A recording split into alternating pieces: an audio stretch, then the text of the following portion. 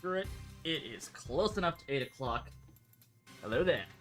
It is Saturday. Saturday, do you know what that means? Welcome on in. My name is Kira Kennedy. We are live with Pokemon Legends ZA. I got the hardwire stuff in for my computer, and I actually connected my Switch and my PlayStation, my PS3 and 4 to hardwire as well. So hopefully, I should not have the internet problems I used to have with Rogers. But let's go ahead. Let's just dive in. Let's get started trying to look for that Latios outbreak. I'm trying to remember. It's been... Yeah, so we got an electric outbreak we can handle. We gotta grind up for another special scan, so let's just go ahead and do that. How are y'all doing? I don't know why I have a Caesar in my party right now. You are going back from whence you came, as is Mrs. O'Leary and Darkrai. Was I dealing with a Psychic type before? Oh, I must have been... Wait, hang on. Let me check something very quickly again. Did I already do my... Yeah, okay. Alright, let's just handle this first.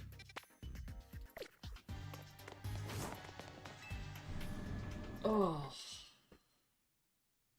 It has been a very long day. Go to Hotel Z, let's just get some stuff done. I was actually spending a lot of today either catching up on EUIC, or... What was the other thing I was doing? Why did I go this way? Oh god, brain is not braining at all. Also, getting... Where is the... Son of a bitch, it's up there. Alright. Or getting ready for,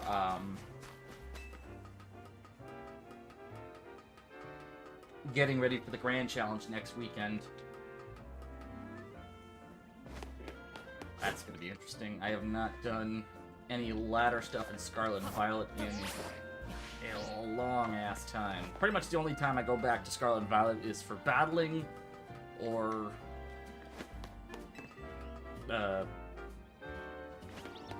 training a team for battling. Pretty much it. But, so, like, I am still very curious to see what kind of Champions news we get in a couple of weeks. Alright, do we want... I'll take the candies, I think. Not much else I can work with.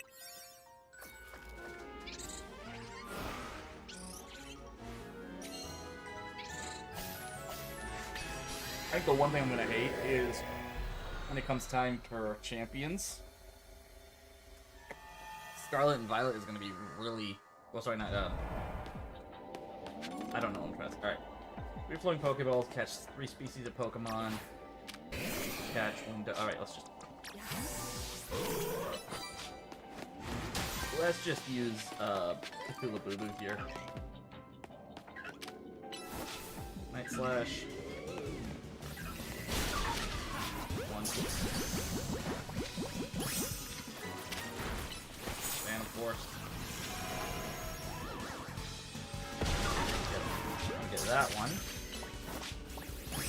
There. That's 3 Pokemon with the catch window.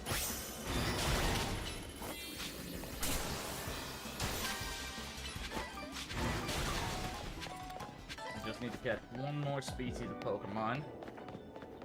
Oh, hello, you mask.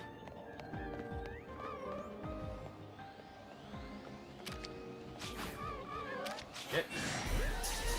That didn't work as well as I would have liked it to.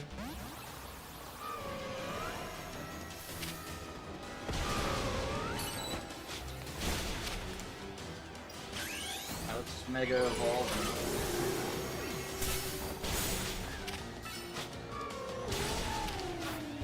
And I just realized I did not do the thing. So...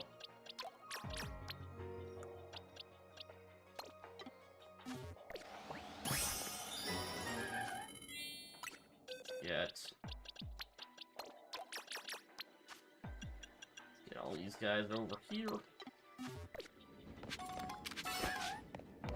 Just need to destroy one more floating... Oh, hello! Now we find... Excuse me.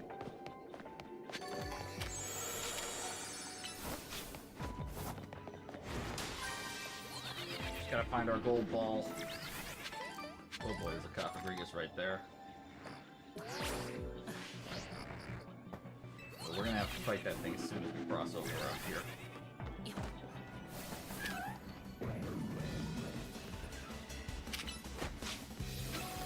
Good at the very least. Okay, so it's not down here. We have to take a look at those Haunter. Uh-oh. Did I get cursed? Oh, infestation. Alright, well.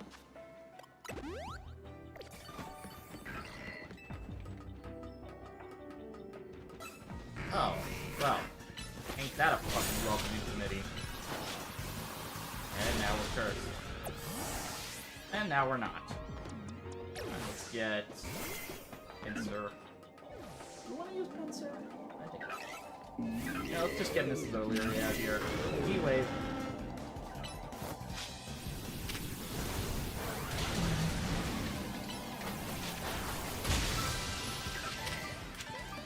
Dark Bolt. Yeah, we just gotta find that gold ball. We got plenty of time, though. That's the good news.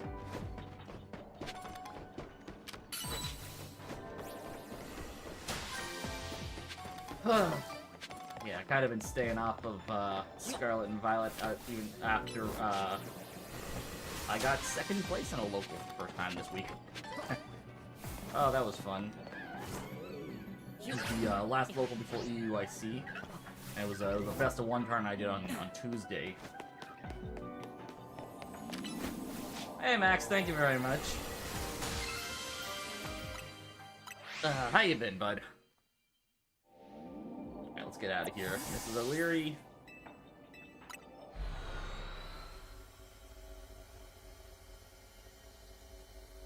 Oh.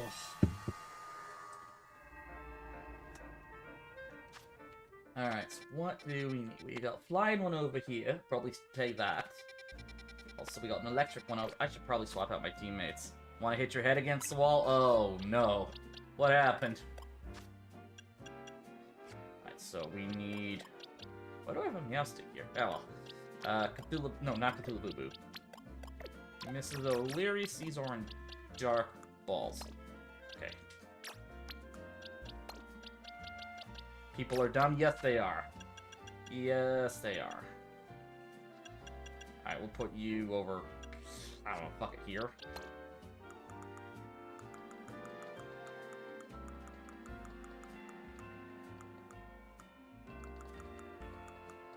You're gonna have to be more specific, though, as to what the dumb people did.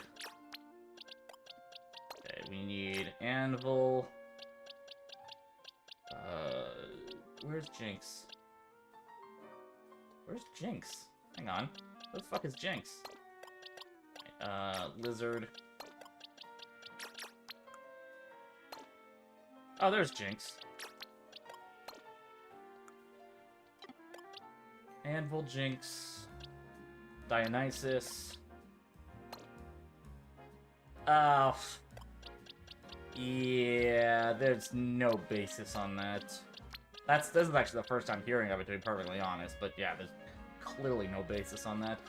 Oh, right, go 10. There we go. That was our team. That just sounds like people trying to pull information out of their ass with nothing to go on. And like, honestly, I was always under the impression if you're gonna pull that much out of your ass, you should talk to your proctologist first. Oh, hang on. Nippy retort. Gotta give it to my buddy Writer's Block.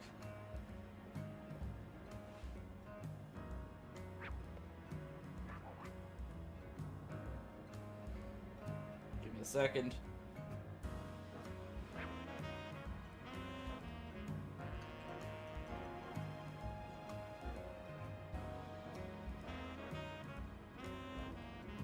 Give me a second. 1 second. Claiming all short stuff like sales and dying. Yeah, no. That's like the dumbest fucking rationale I've ever heard. Like, do you fucking work for Nintendo? Do you have an uncle who works for Nintendo? Because of Pokopia? Oh, yes, because heaven forbid. Heaven forbid a franchise tries something different. Even if it's basically an Animal Crossing knockoff from what I understand. Like, I have no intention of playing Pokopia, but it's like, just because I don't want to play it doesn't mean I think that signals the end of Pokemon.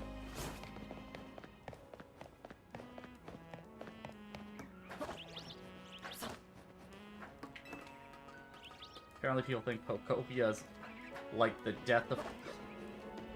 It's so fucking stupid. Ugh.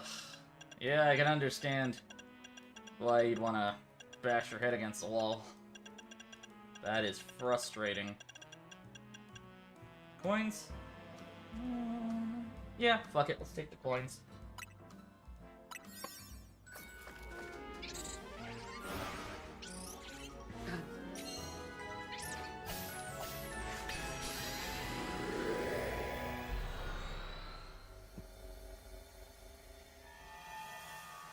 I mean, again, it's not like Pokemon hasn't... Oh, fuck me with a cactus. Earthquake.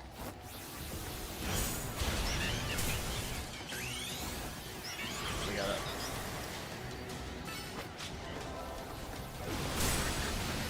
Are you fucking serious? Why are you so fucking bulky? Even my anchor arms aren't saving me here. Yeah. Again, there's... Oh. I should probably have caught that.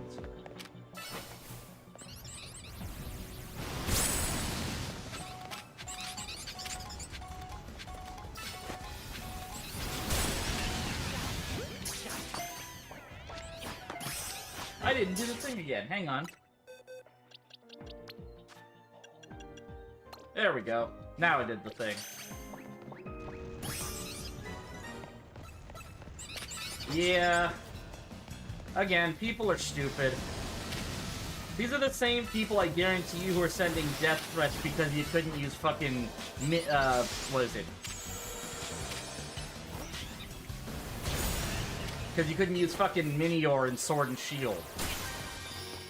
You know?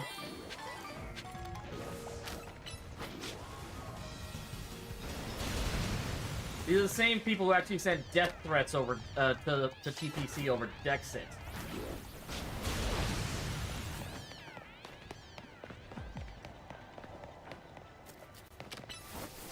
These are the same people who think Verlisify is a credible source.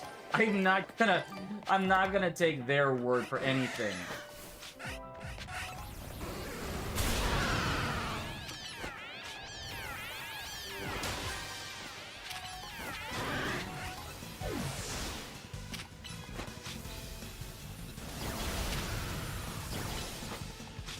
And yes, that is probably one of the only times I'm gonna mention Wolf Boy on this stream.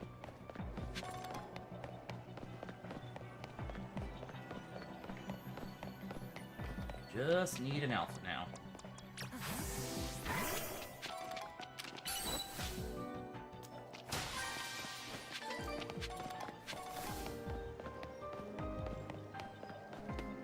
Just need an alpha. Ah, no.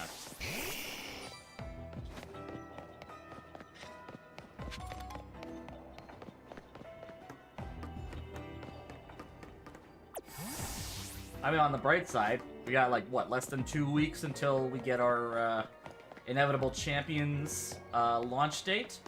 Unless they drop the info tomorrow. During Championship Sunday for EUIC. That is also potentially a possibility. It's just exhausting. Yeah, I mean, people have been saying Pokemon has been dying for years, you know? I will believe it when they stop putting out new games, or when they go more than 5 years without announcing a game. You know, like, it's like the fucking people who are constantly saying, oh, the MCU is dying because a CG A green CG woman was twerking with Megan Thee Stallion.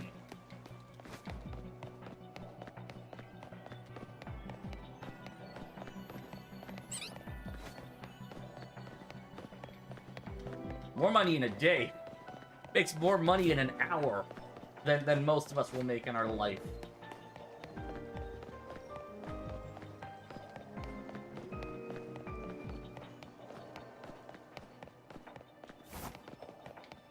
Just need an alpha.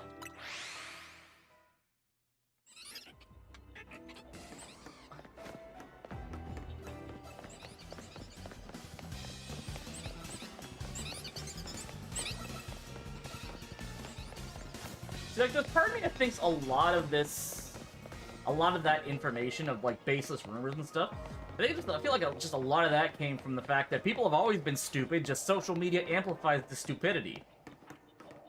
Right? Like...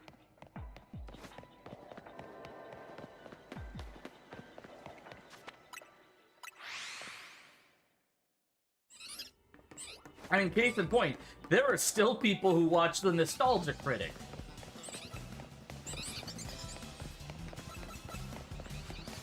Oh, hello, low-key form.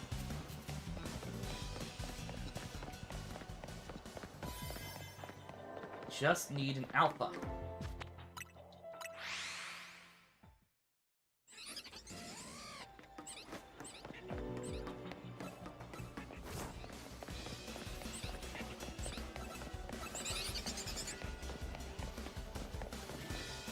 Oh, it's another low-key form. Interesting. There we go. Alpha Flappy.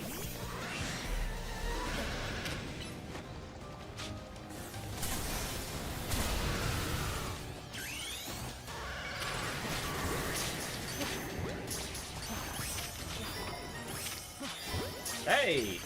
Now we got our alpha. Now I just gotta knock out the other, or just catch the other Flappy. Fuck it. Alright. Now, oh, there it is. There's our gold ball.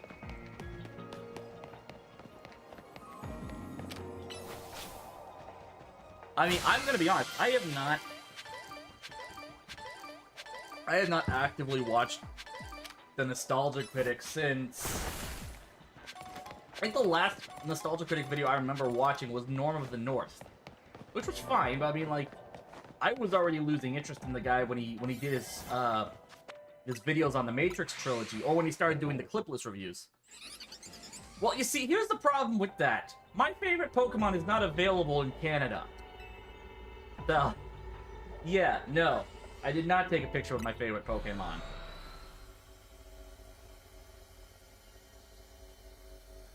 And any picture I take with a Pokemon, I guess I could have taken a picture with Lucario, but nah. If I can't do it with Hawlucha, I'm not doing it at all. That sounds very weird out of context.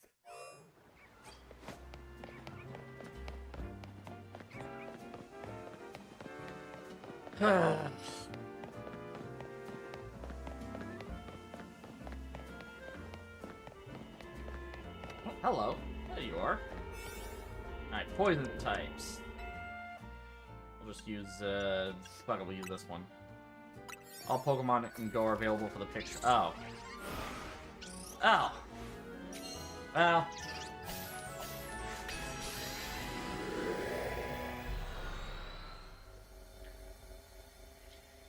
I guess it just shows how little I really care about Go at this point.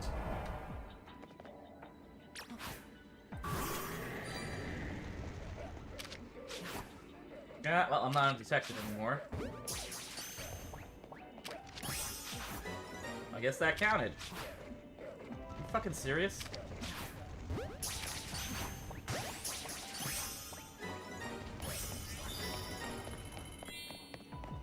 I did not. I saw bits and pieces of Bad Bunny's performance, and I thought that was pretty cool.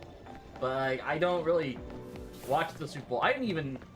I wasn't even sure Green Day was gonna do American Idiot until I saw the clip of them playing it at the show.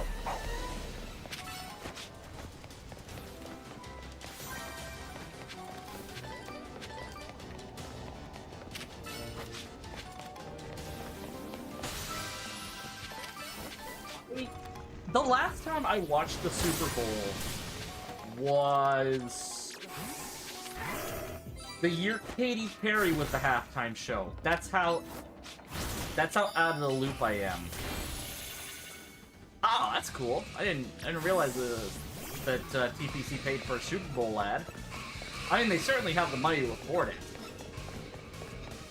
Contrary to what some people would make you believe about the franchise, apparently, you know, dying and all. But again, see previous comments about people thinking Verlicify is a credible source. Of course she was. I mean, she dressed up as Embor for her Super Bowl halftime show performance. What was that, back in 2015?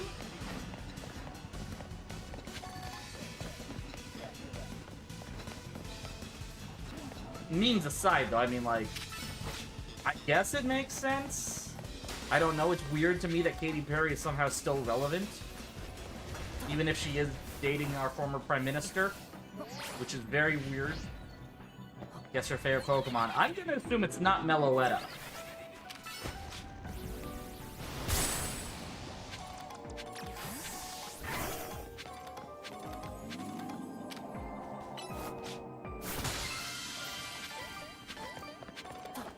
Jigglypuff. Ah. I mean, at least Jigglypuff doesn't sound like Kermit the Frog. Wait, did I just go there? Oh, yes, I did.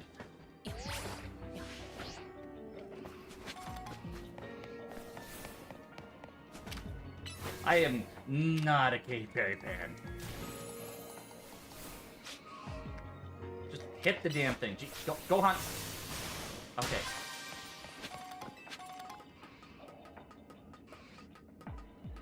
There was a soccer player who picked Zygarde? I mean, hey, everyone likes something, right?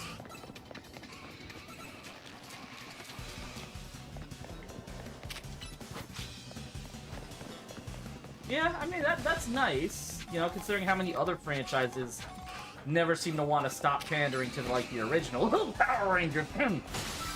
Sorry. Sorry. Had to sneeze there for a second.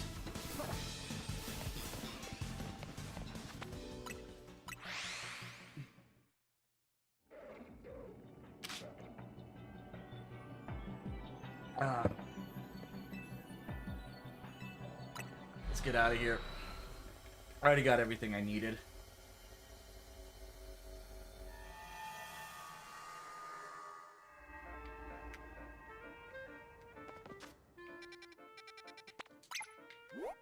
I will say though, going back to the Super Bowl, the bits I had seen about from Bad Bunny's performance, like, I do kind of like how he took kind of like a similar approach to Kendrick with his performance, where he's like, I guess, kind of doing a bit of a history lesson as kind of intertwining it with his performance.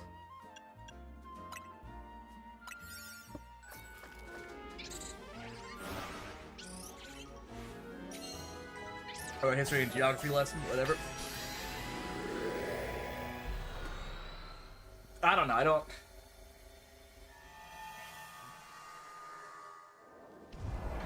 Alright, who are we gonna use? Alright, fuck it. We're bringing Jinx out here. Actually, no, we're not. We're bringing in Anvil. Nice punch. 1, 2, 3, 4.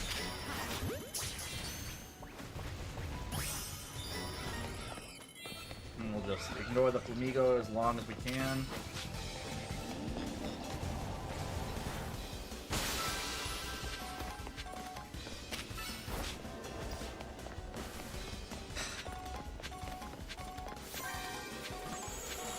I mean, again, yeah, it was at least nice to see, you know, it is at least nice to know that, you know, even though Pokemon is pretty much a very nostalgia-based franchise now, that they're not just completely going like, oh yeah, Gen 1, even though, like, How many alternative forms has Charizard gotten since Gen 6?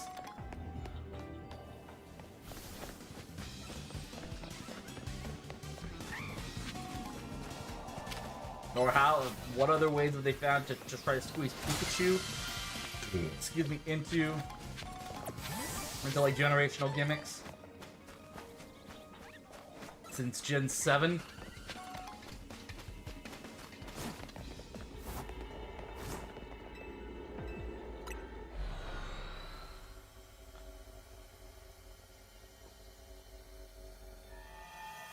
I'm at least glad that for Gen 9, the only real time they tied Charizard and Pikachu into gimmicks was during the 7-star raids.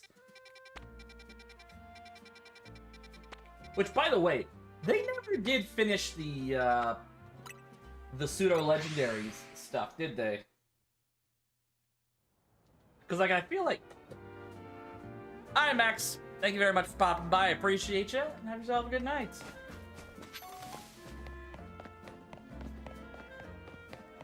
Yeah, give me the balls.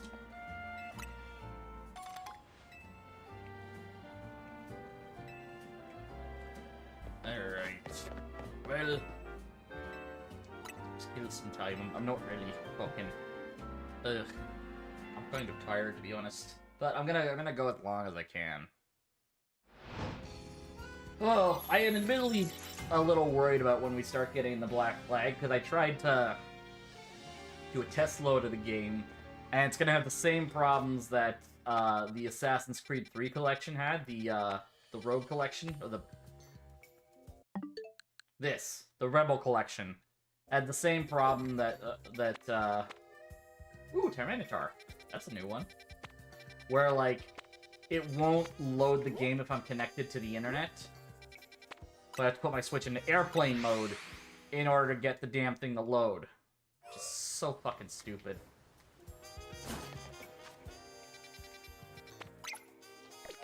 Oh, actually, before I do this, I'm gonna go to Hotel Z and make myself some more sour donuts. Make myself some more jam donuts, sorry. Alright, off my Arch's donuts. Use them with the Rosalie. Then we'll go between the...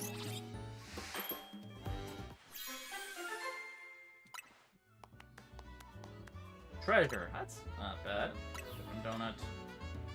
Alright, 1, 2, 3, 4. 1, 2, 3, 4.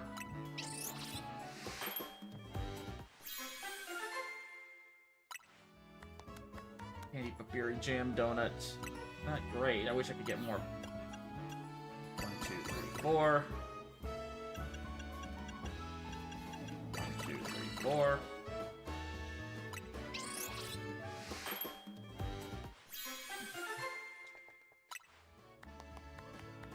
Ballistic, damn it. 4, 5, 6, 7,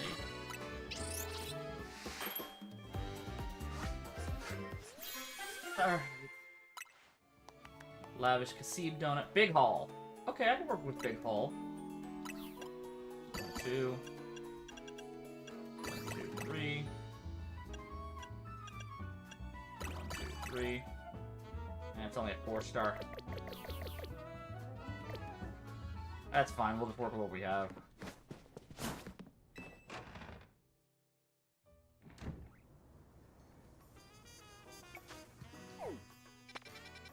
Alright, go to Zone 19 and we'll work from there.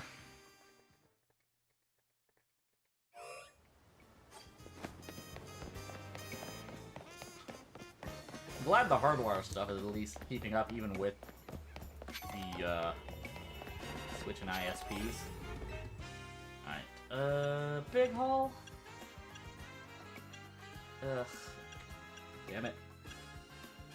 Alright, let's just take, this one. I can get away with 7 minutes, I think.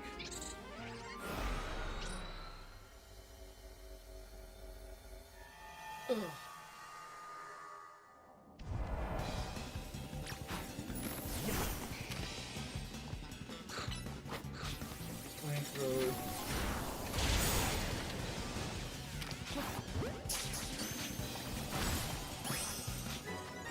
bitch.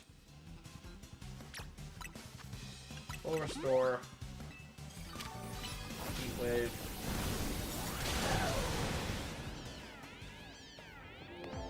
Well, I have to leave them alone for now. They need to be undetected. Normal type Pokemon. I guess Eevee's here? Ah, for fuck's sake.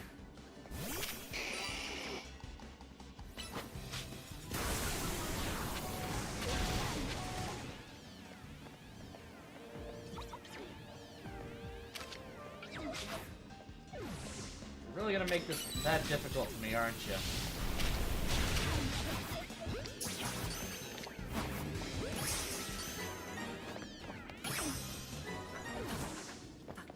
Stupid Snowburn Obama Snow.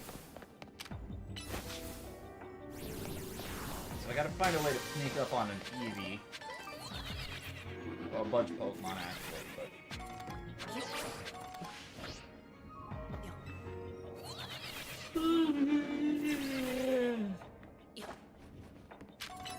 Fire Blast.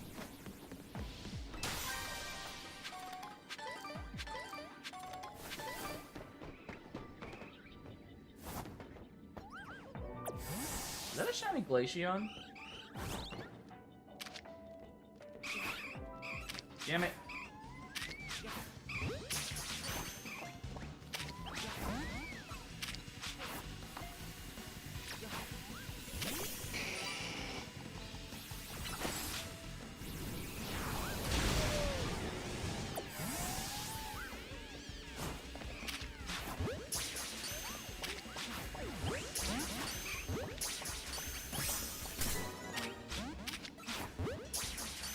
You what, mate?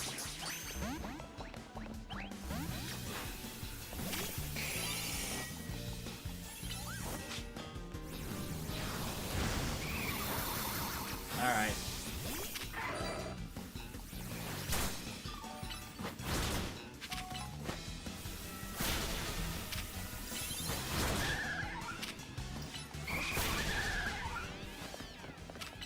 Drain Punch.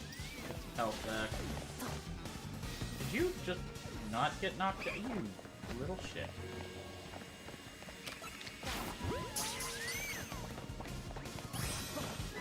How is it that Eevee has a worse catch rate than Glaceon? I still need to catch another Eevee. Shit.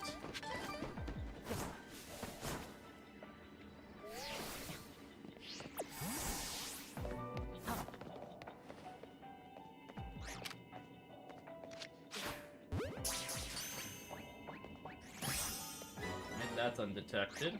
Just oh, hello.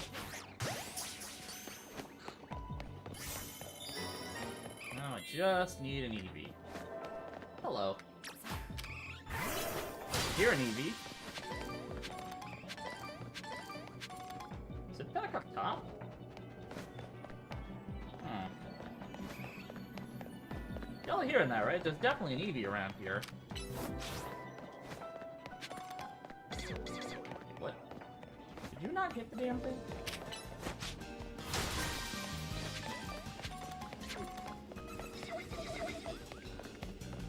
Okay, we got another Eevee.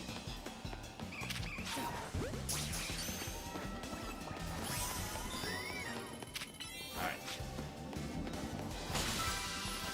Get out of here, find the gold ball. Alright.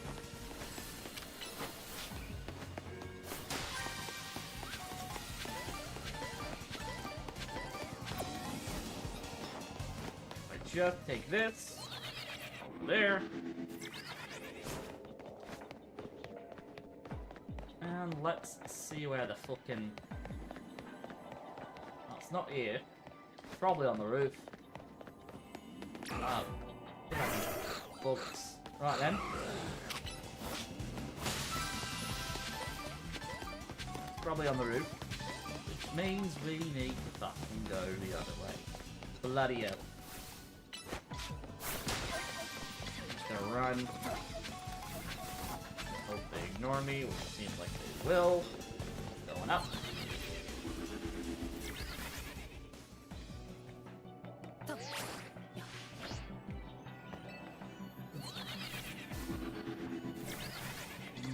looking near the Pokemon Center, to be honest.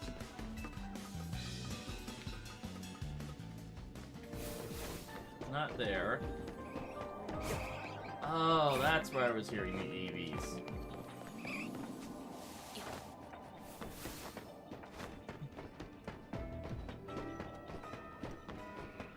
Alright, so it looks... What the fuck? How the fuck?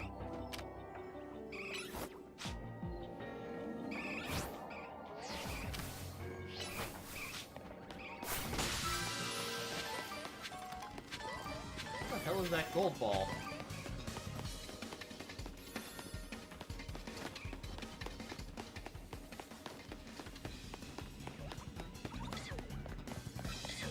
Oh, is it up here? No? You know it's not in the...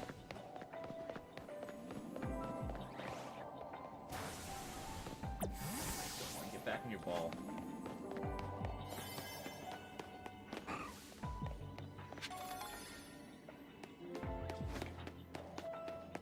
It's not up here.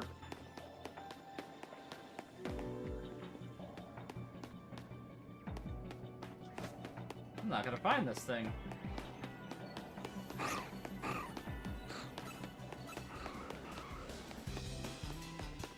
It's not again, it's not there. It's gotta be over. No?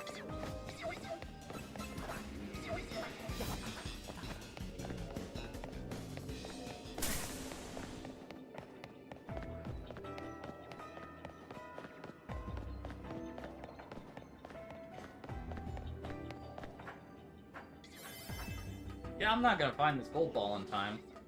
Whoever the fuck it is.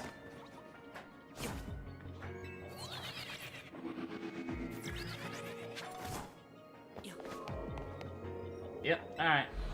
Well, that's annoying. How much more time we got? Well, I mean, how much more? So we're almost there. That's the good news. This is a small zone, so if I go from Cafe Bakai, that should give me enough to be able to...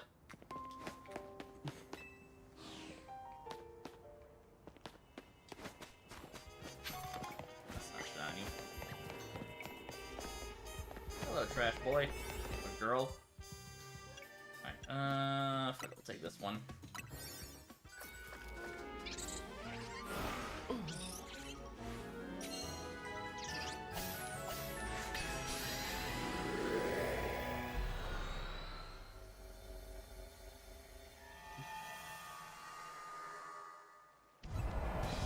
Uh-oh.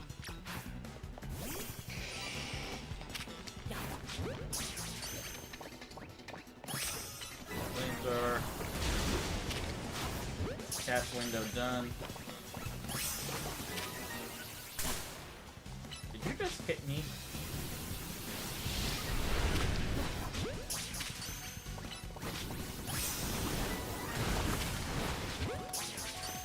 Alright, so that's 3 in the cast window. Swap back to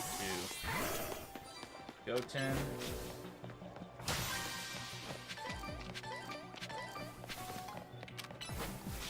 At least the big haul berries are getting me a lot of, sorry, big haul candies are getting me a lot of berries.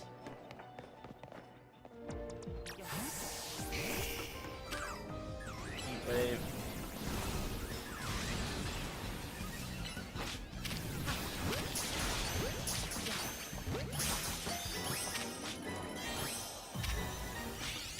Finish their survey. Swap back. And now we just gotta blow holes.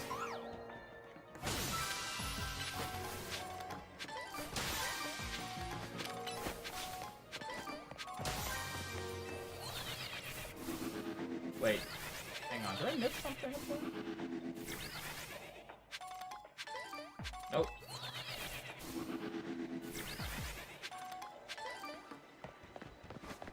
Alright.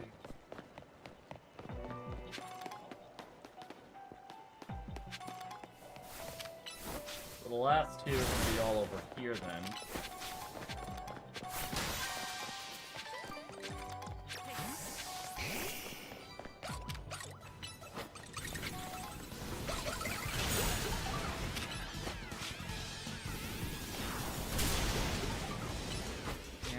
Fire Blast works too.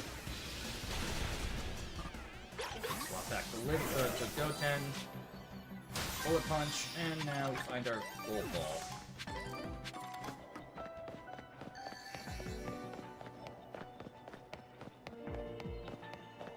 Alright, there's our Gold Ball, and we can get the fuck out of here.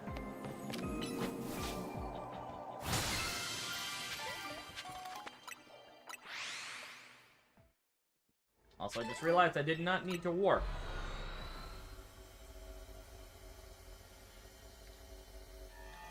It has been a long fucking day.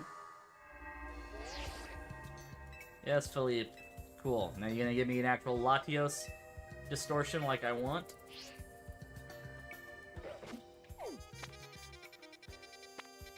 Sewers, Rest Syndicate Office.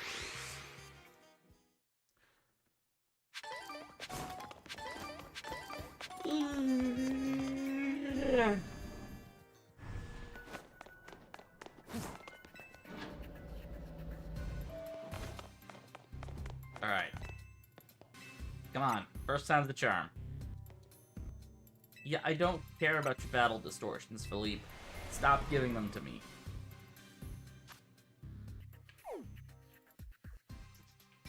Son of a bitch, they gave me another battle distortion.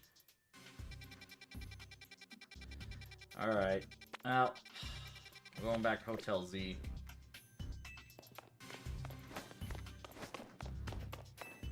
I'll just not deal with distortions. I'm sorry, it's not gonna happen.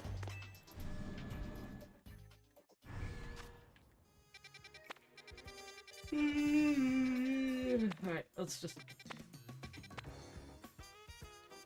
I'm gonna see if I have any shiny water berries.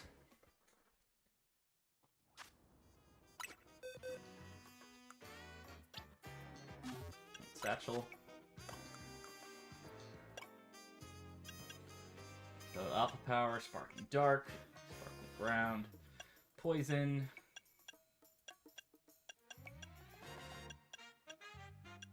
Psychic 1, Alpha 3, Poison 1,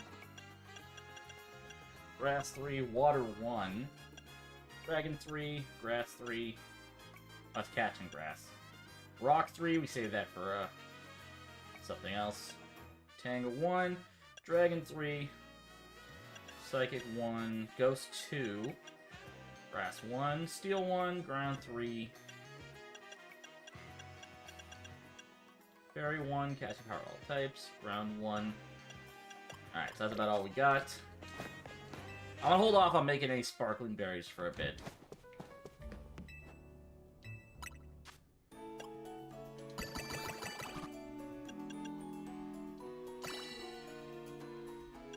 And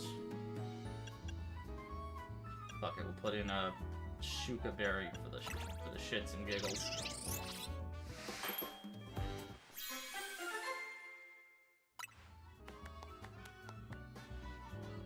Item power Pokeballs. Not great, but whatever.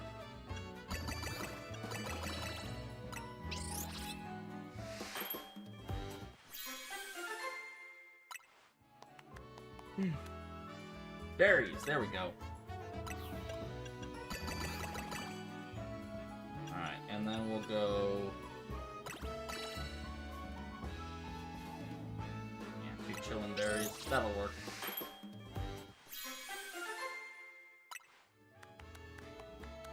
Candies is fine, I guess. Alright.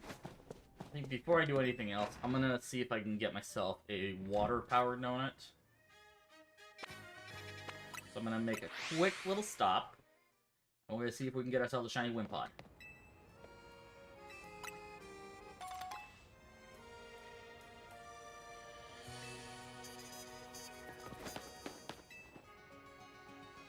Oh yeah, because it's my birthday today. Joyeux anniversaire! We wish you happy birthday, Kira. Hope it'll be a wonderful year for you each and every day. Did they ever change the fucking birthday text?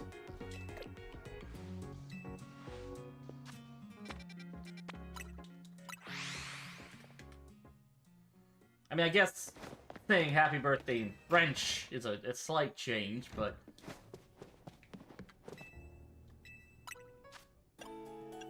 Alright. The Havan berries.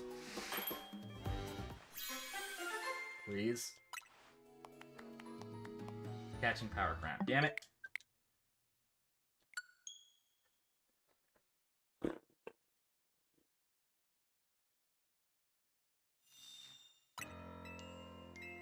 One Pokemon left.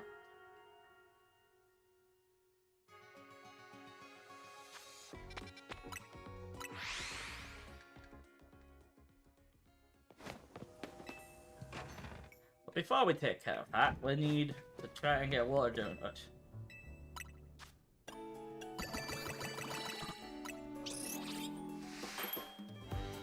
I need something that doesn't give me catching powers. Sparkly Havan. Bug level 3. I mean, okay, it's something. I'd rather not use that, but...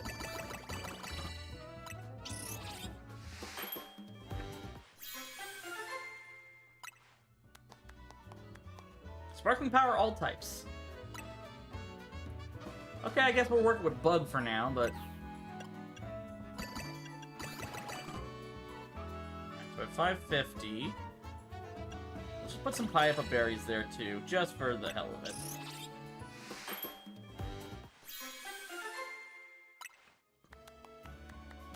Flying level 1, okay.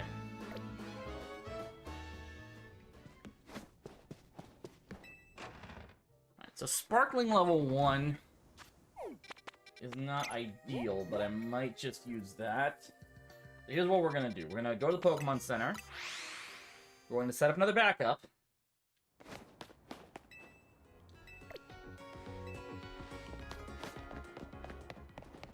Just in case. And... Uh-oh. Okay, we gotta find stairs.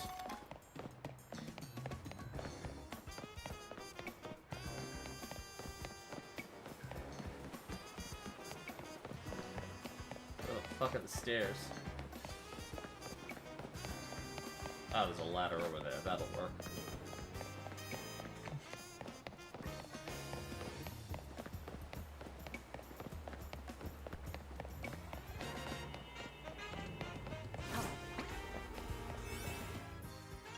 Alright. We have Bug. I don't want to use Bug, though. I don't want to use Bug. I have a Water Power 1. Ground 3, Steel. Grass 1. Ghost 2, Psychic 1, Dragon 3, Psychic 1, Rock 3, Grass 3, Dragon 3, Water 1. We'll try this one. Just fuck it, why not?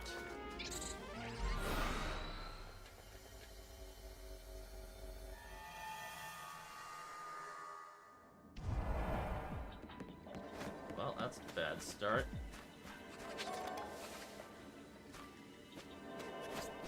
We're not guaranteed one, but... we have plenty of time. I'm just gonna let Goten handle all this. Destroy 3 floating Pokeball. Yeah, I'm not gonna really get much out of this, so...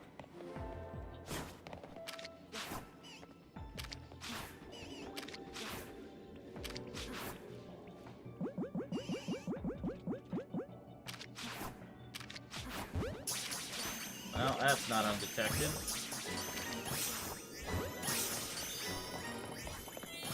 Okay, apparently some of those were actually undetected. I don't think Kakuna will attack me. Yeah.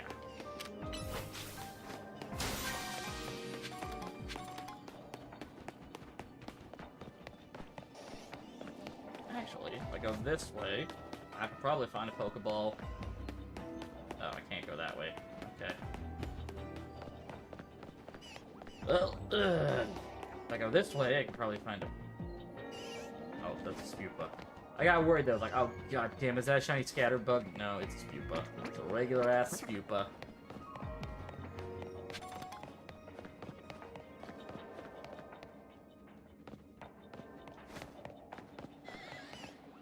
Okay, I gotta deal with that Alpha Weedle. Yeah. Which, honestly, this will do the trick. Did you just... Oh, that was a bad idea. Alright, Heat Wave.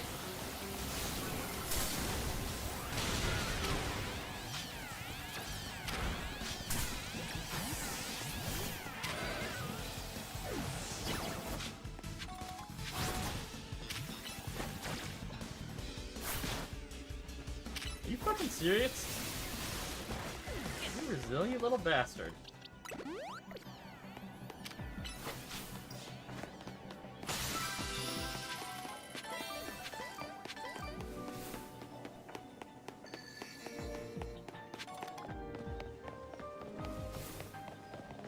You know what? We're just gonna try this again.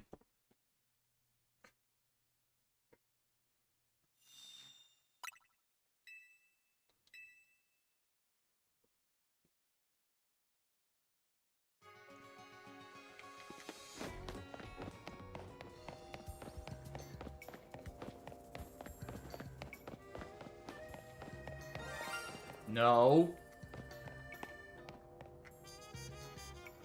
Where? It's gotta be on the roof. It's a Weedle, isn't it? God damn it!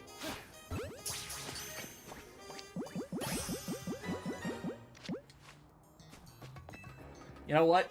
At least I haven't run into enough as many Weedle as I have, like, Pidgey or fucking... Find the fucking box in. Weedle or, fucking, what are they called? Fletchling.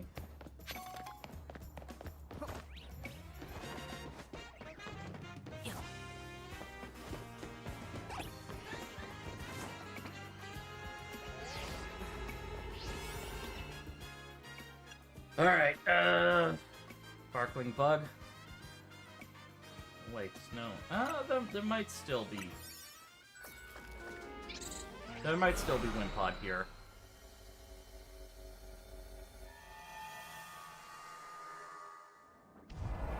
There is a shiny. There's an Alpha.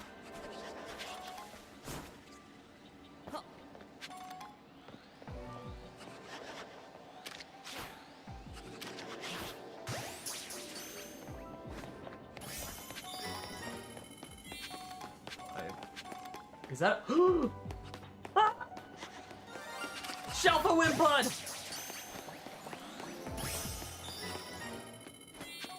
We got a Shelfa Wimpod!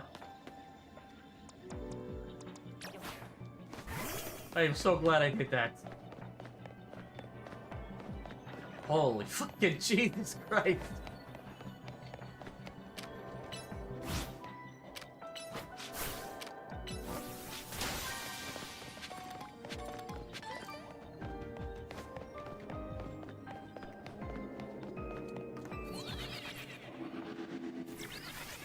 So that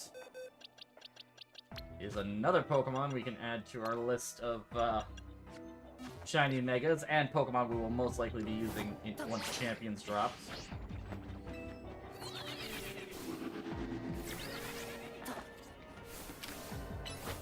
I'm just gonna get everything I can from here, and then I'm out.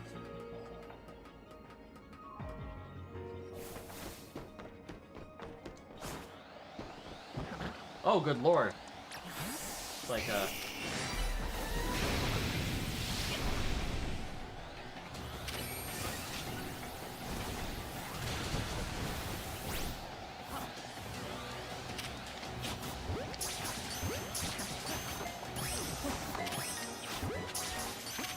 Look at the Scatterbug.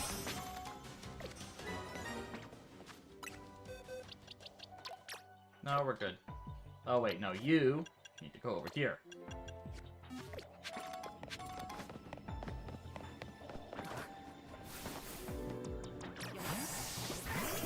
more floating ball.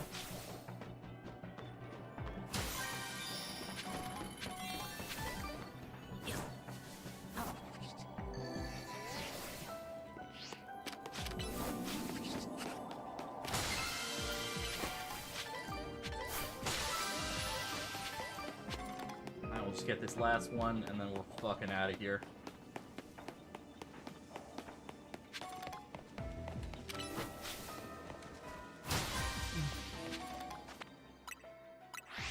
So we're gonna have ourselves a former alpha shiny Golisopod once Champions drops. So that's gonna be great. Well, we also have to get the Golisopodite? I don't know what it's fucking called.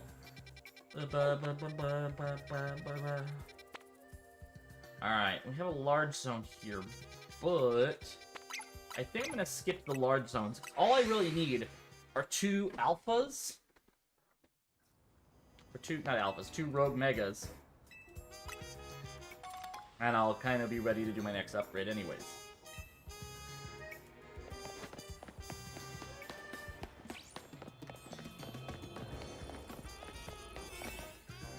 Alright, wait, hang on, let's make, yeah, okay, good. Lucario's there. Candies, no, we don't want. Not sparkling. Defense would probably also be good. Steel, dragon, flying. Psychic, no, attack power wouldn't be too bad, but... Let's just go defense power level 3.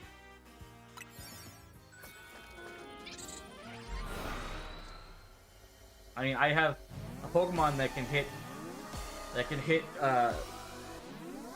Tyranitar for 4 times super effective, so...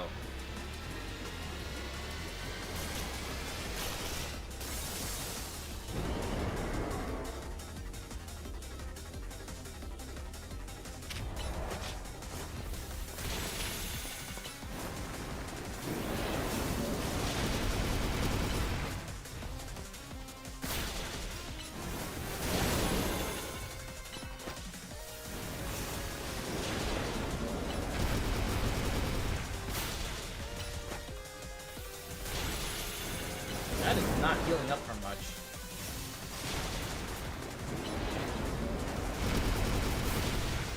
Honestly, as long as I keep on moving, I'll be fine.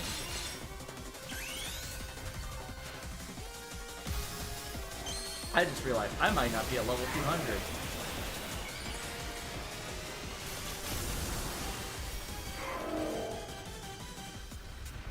Yeah, 196. That would explain why I'm not doing much.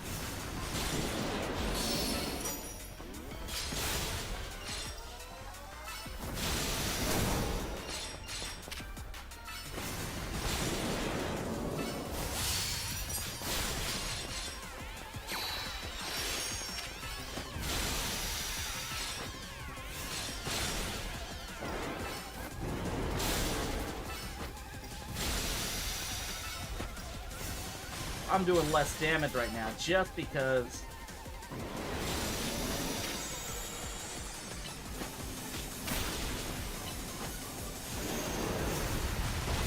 that's Stone Edge? Gee, oh fuck.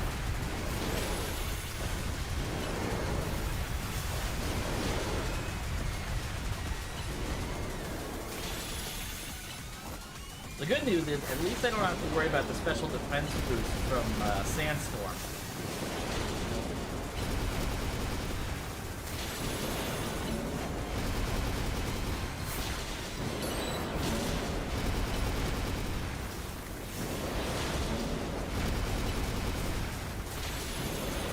At least it's heavily focused on dropping rocks right now.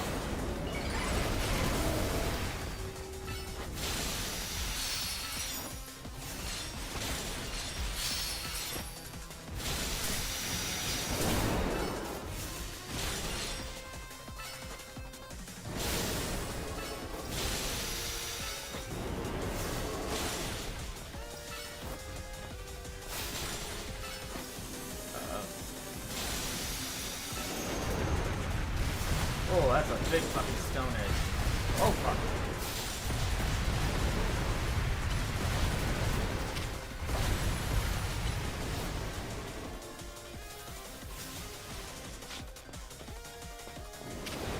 god, no!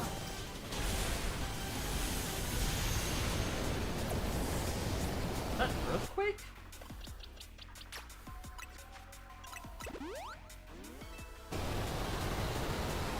Oh, that's an earthquake. Alright.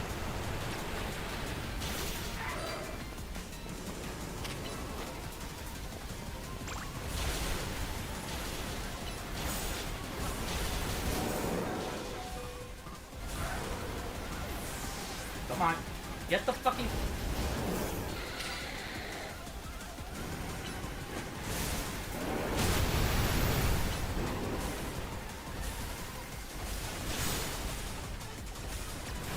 Wait, is that... Did it just do a sandstorm?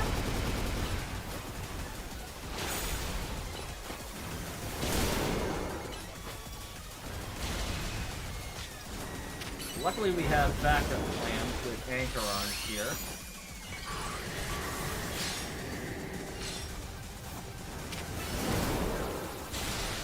Plus, this will actually do less damage, too. Like, this will actually drain my Mega gauge slower.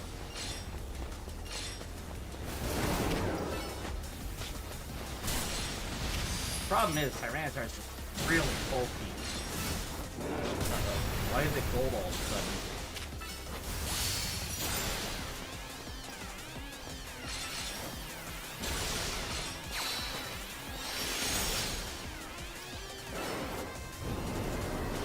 Got it. Alright.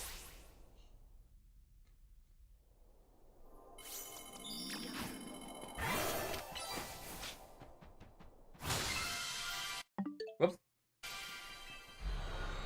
Just trying to hit the plus button, I accidentally hit the home button. Nickel for every time that happens. Jesus. Alright. So let's just go back to Pokemon Center.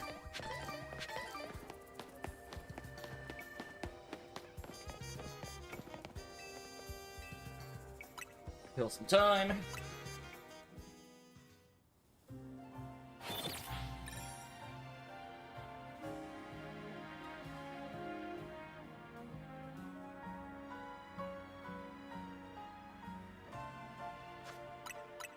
Save real fast so we don't lose our Wimpod. So we just need our next Rogue Mega fight, which is... Camerupt. Okay, I can deal with Camerupt. Pretty sure that's Camerupt. Like, 85% sure that's Camerupt. Which means we just use... the anvil for this one.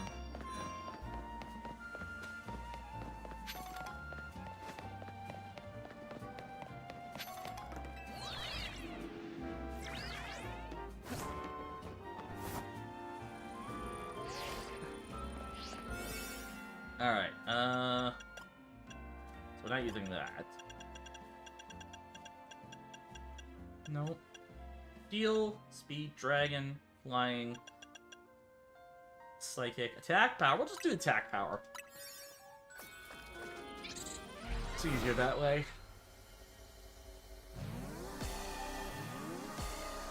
Excuse me.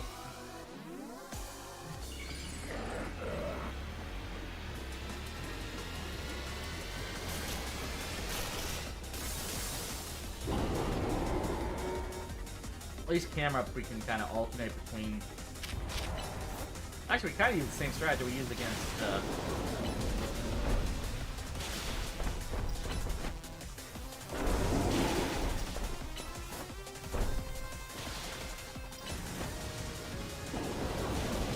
long as I keep moving, they can't touch me.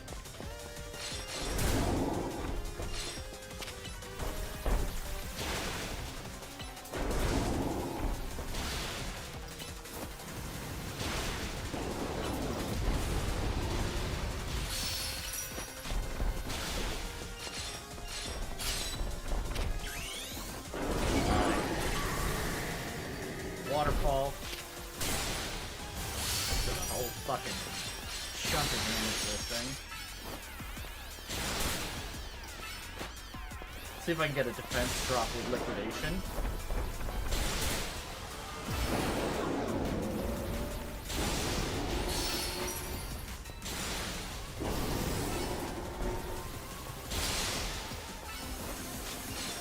Oh boy, lava plume.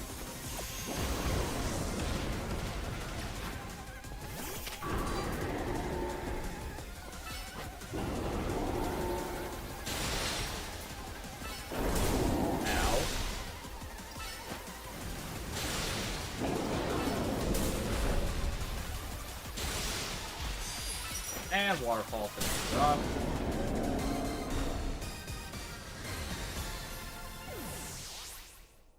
Alright.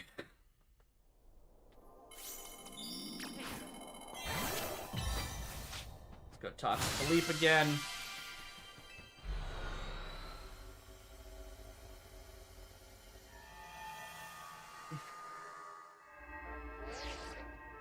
Hard work, so much appreciated. Yep, okay, cool. Alright, I actually want to do a quick little check and see what our 4-star... I could actually probably do that after, but let's see. We have...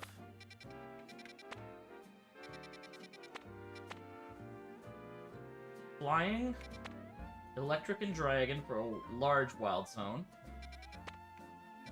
Rock with Pupitar, Binacle, and Larvitar.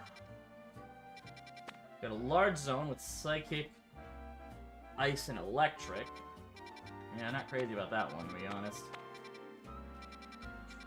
So yeah, nothing here that I'd really want to try to use my, my all-type Sparkling Donut for.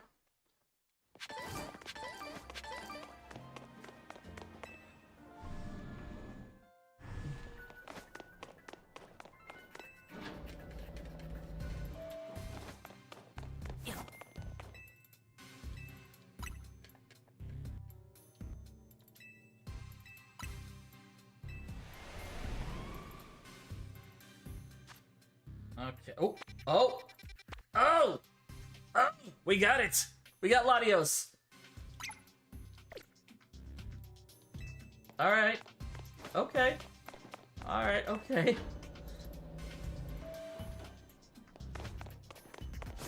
At least I remember the wave for this one. But we're gonna need to gear up. And to gear up, that means we need Ire.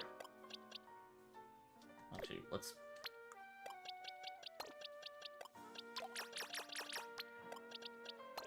Actually, we'll keep Jinx on the payroll for this one.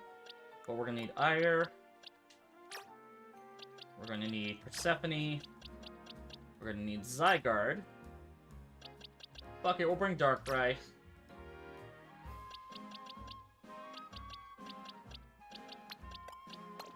And... Magearna? Let's bring Magearna.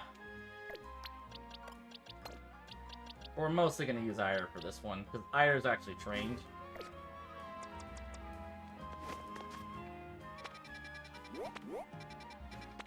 Alright, so closest would probably be... Zone 11. Or, so, yeah.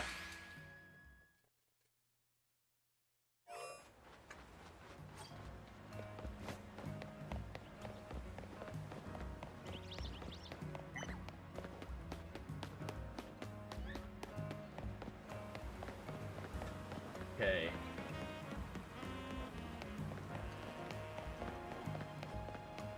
We gotta run through Zone 11 past the Slowbro. And the Perk Group.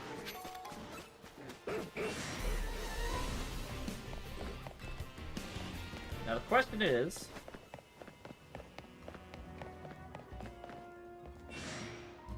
What the fuck? That's a completely separate question, but... Sparkling all types gets us level 84, but it is helpful. It only gives us 6 minutes, though.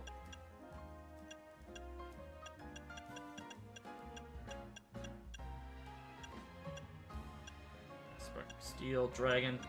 Okay, Dragon! Oh, that's for 84. 90, 91.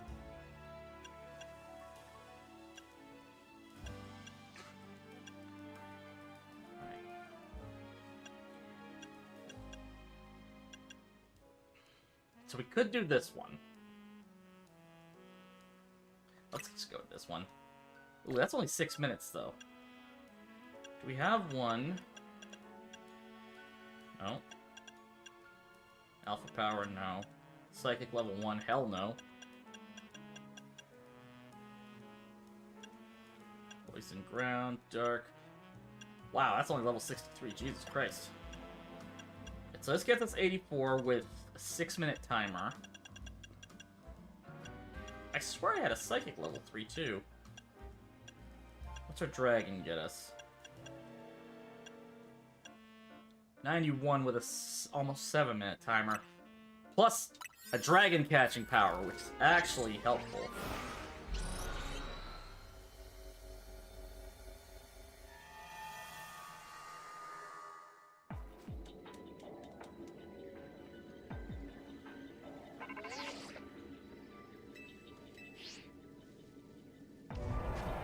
Alright, we're gonna make sure we do the thing. Drop a save.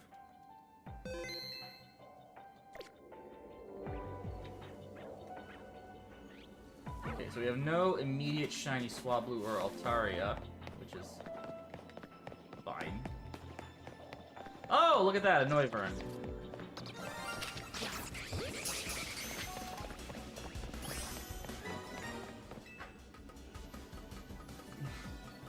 I do find it odd that Halalucha sometimes spawns here too. See? It's very weird that that'll be here.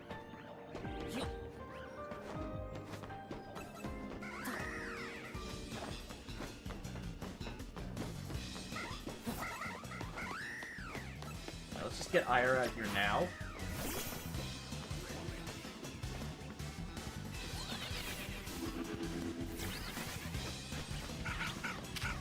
Javelin Gleam. Moonblast. Javelin Gleam.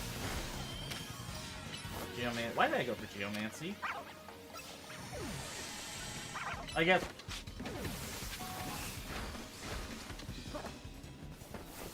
Ah, shit. So I need someone with a fire type move.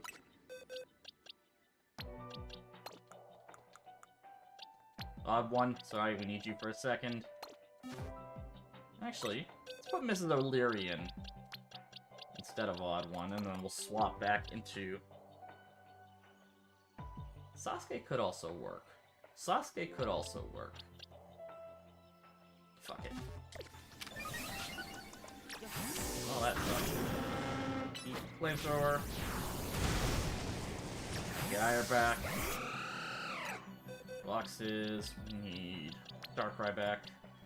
Nope, not instead of Zygarde.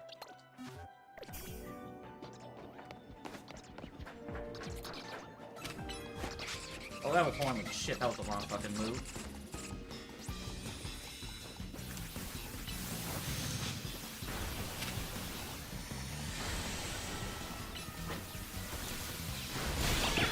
There.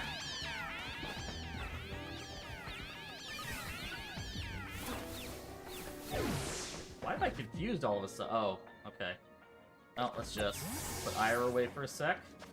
We'll save from here. So that way, should be far enough away that it despawns. Okay, that's a no.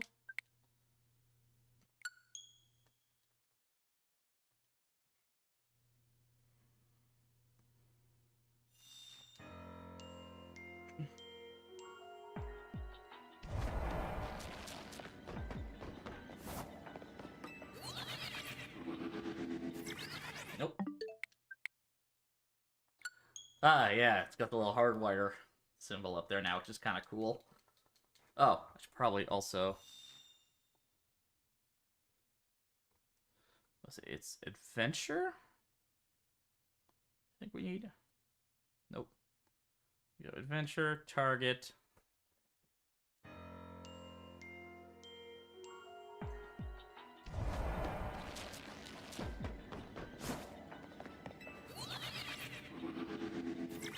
No, that's blue. Yep, so the last active hunt we're gonna try to do in Legends ZA. At least we also got our Wimpod before.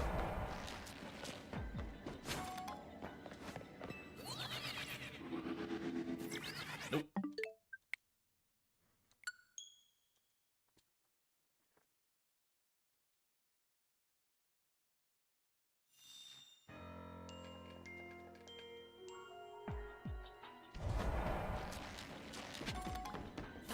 I actually do wonder if this would be considered too close. Nope.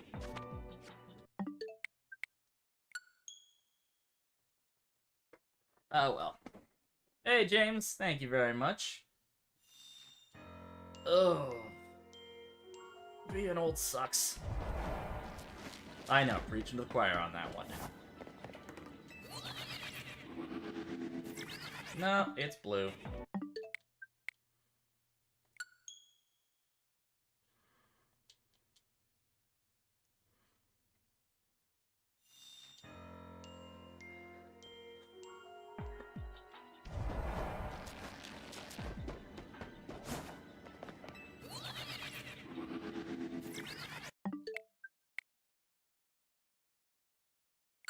You're watching,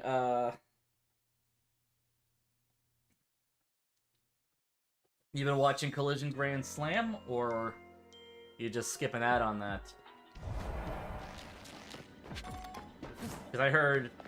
I checked... I did check the spoilers for it, because they filmed it... Like, they, taped it last night. Because there's a, massive fucking time delay in Australia. Or a massive time difference between us and Australia. Like a full-ass day. Because they're on the other side of the international dateline.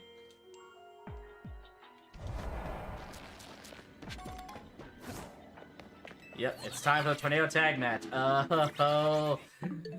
Oh, I saw the spoilers for that one, and thank God they went with the way they go. I won't spoil it for you, but it's gonna be very satisfying.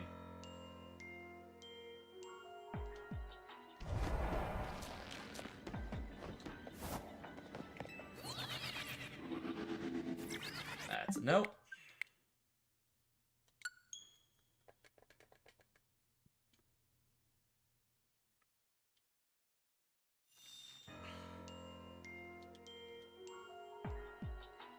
I'm a little disappointed. I don't know if the tag title match was, I can't remember if the tag title match was before the tornado tag match or not.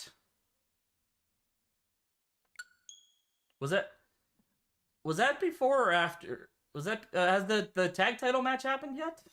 The women's tag title match, I should clarify. As long as someone looks like Curly from the Three Stooges, I'll be satisfied. Yes, it was before. Okay, so I can talk about that one. I am a little disappointed that they didn't put the title on Mega Bad. On Megan Bayne. I'm kind of disappointed they didn't put the titles on Megan Bayne and Penelope Ford.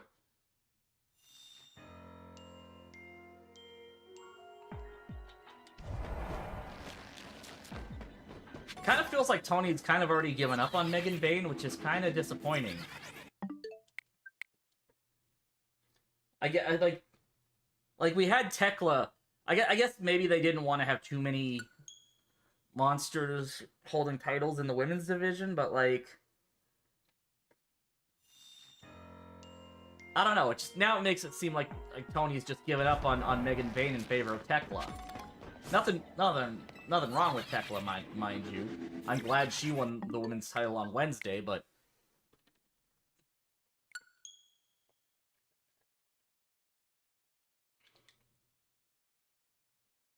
it just kind of feels like the usual new toy syndrome for Tony, where it's like, oh, well, we don't have anything we want to do with you anymore, because we have Tekla, who does a lot of the same stuff.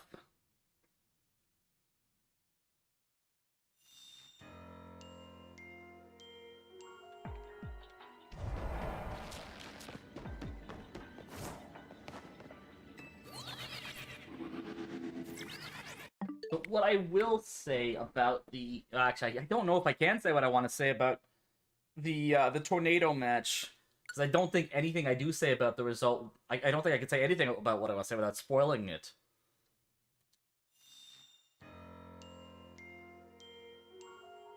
Now let me know when the match is over, and I'll talk about it.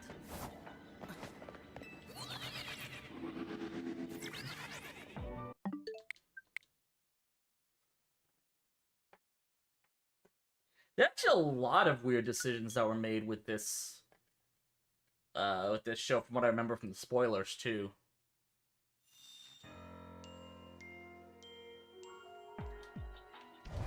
Some decisions not as shocking. I will say, like,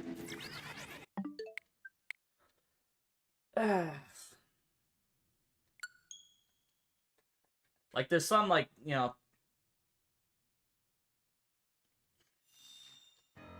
there's some matches where it could really only go one way, realistically. You know, that's all I can really say. I wish they would have gone the other way from what I've seen with spoilers, but yeah, it's not like the end of the world that they went the predictable route.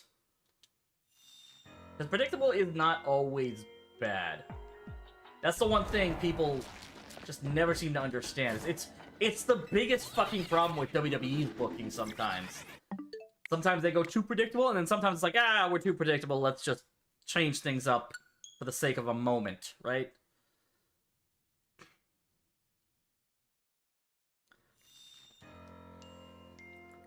Like, apparently, Brother Love, during Unreal, when they were booking the Gunther versus Pat McAfee match last year, fucking Brother Love was like, oh yeah, we should have McAfee beat Gunther because Gunther beating McAfee is too predictable. Yes, the professional ass kicker who basically held the Intercontinental Championship for almost 2 years, beating a color commentator who used to punt for, what, the fucking Indianapolis Colts? Yeah, having the punter from the Colts beat an actual trained ass kicker is too, lose to an actual trained ass kicker is too predictable. I keep in mind, this would have been the month after tapping out to Jey Uso in what had to be one of the worst WrestleMania World title matches I've ever seen. Like, that match was so bad. I don't know what I was more frustrated about. The fact that Jey Uso couldn't even have a good singles match with the fucking ring general, Gunther. The fact that the crowd was sitting on their hands for the whole thing. Or the fact that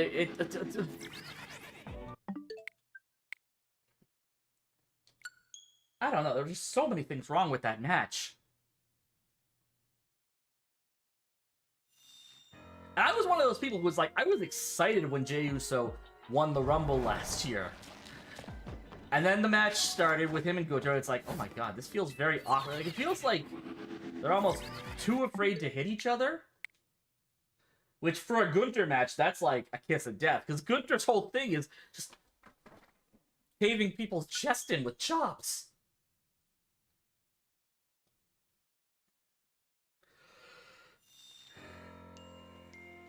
And, like, if there's any time Jey Uso should have really stepped up his... What's with the repeating game footage? Oh, I'm shiny hunting. So what I'm doing is I'm backing out. I'm closing the game out. And I'm going back to try to reset and see if the dragon goes from blue to that kind of mint green color you see there. So, like, this is the only... This is a method kind of known as soft resetting. Yeah, it's...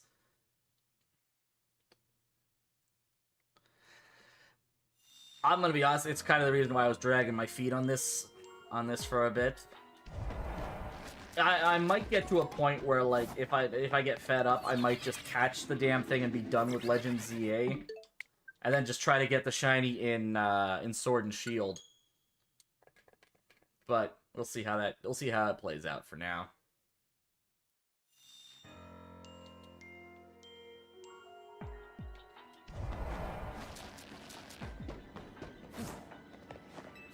There's also a good chance I borked this badly.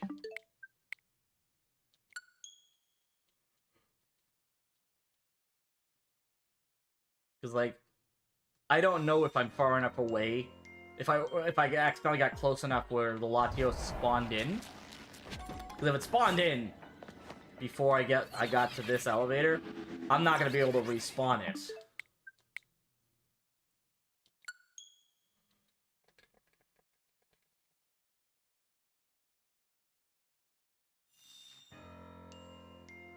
And I'll have to go to my backup save, which would mean I lose my my Wimpod. I suppose I could always just leave and try to reload the Latios Distortion, but I don't want to do that. Such a pain in the ass trying to get it this time, which I guess was the like, I don't know. Not necessarily the first time, because I did try this shiny hunt before.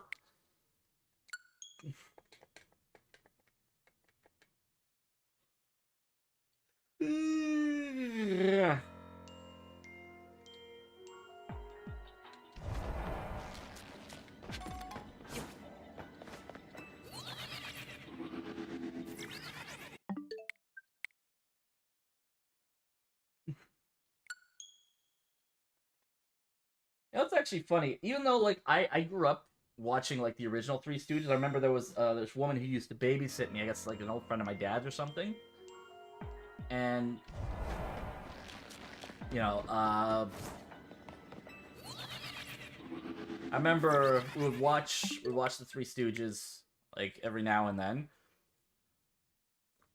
For some reason, I think the Three Stooges, I think Will Sasso, or I think Curly from the Three Stooges, I think just Will Sasso from the shitty, Jesus Christ, that movie is 15 years old.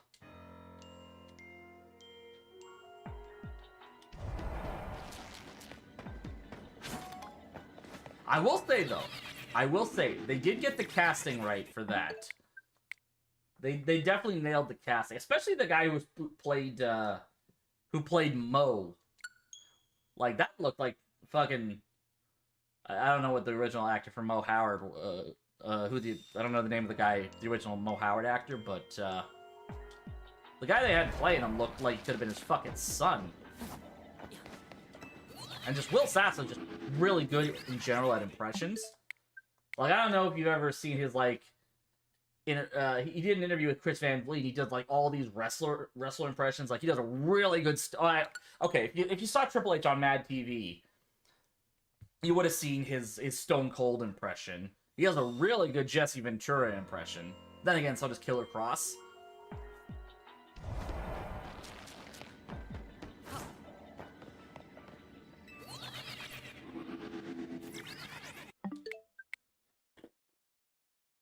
I think I might need to use Gardevoir for this one.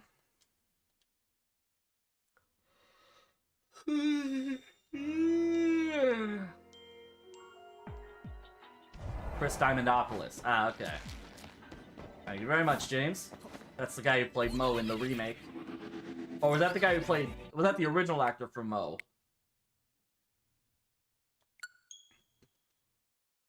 Just ended? Ah, so you now know that Yuta is a bald son of a bitch. Yeah. I'm disappointed I have to stop telling the hippie to get a haircut. That was still my favorite moment from All Out. I literally made the guy sitting next to me do a fucking spit take. Because, he'd never been to an AEW show before.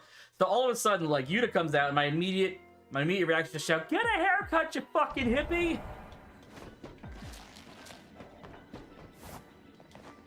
It's like I was going between kind of explaining the AEW lore to this guy, and then just completely taking the piss out of certain wrestlers.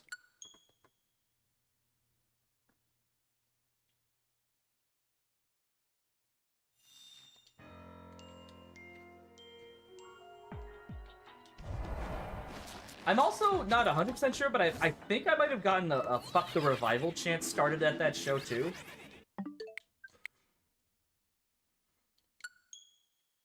Which is funny, because the last time AEW did a pay-per-view in Toronto, I'm 95% sure I'm the one who started the Murder Grandpa chant during the six-man tag with Jericho, Suzuki, and Sammy versus Sting, Darby, and Naito. You know, the match where Sting almost died.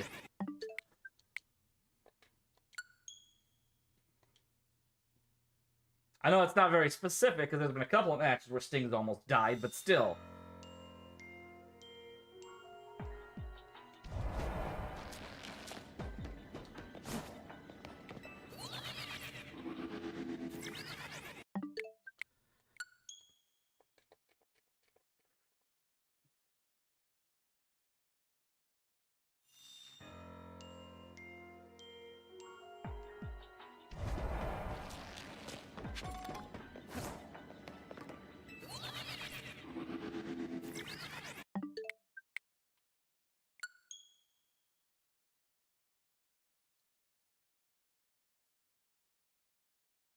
I do like the AEW though. I think they're the first company in a while since I want to say Lucha Underground. That okay, well no, it's not entirely true. Because they're the first company since Lucha Underground that really started kind of toying the idea with. I don't know what I'm trying to say. I don't know what I'm trying to say.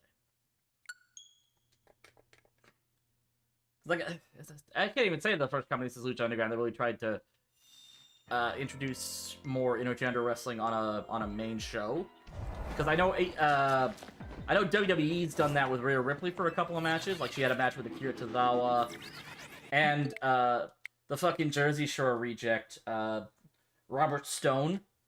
Yeah, I can't look at Robert Stone without thinking of his time in TNA, where he was literally just fucking what was his name? Paulie D from fucking Jersey Shore.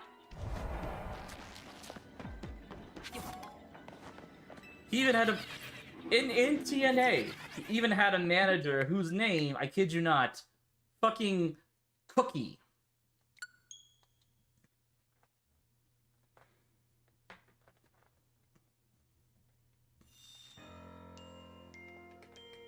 Yes, Vince Russo was booking for TNA at this time. Why do you ask?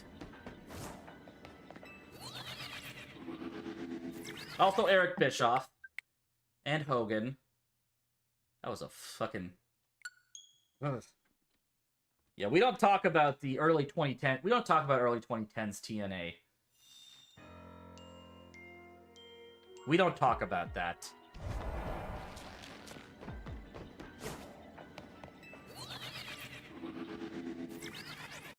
Like, let's put it this way.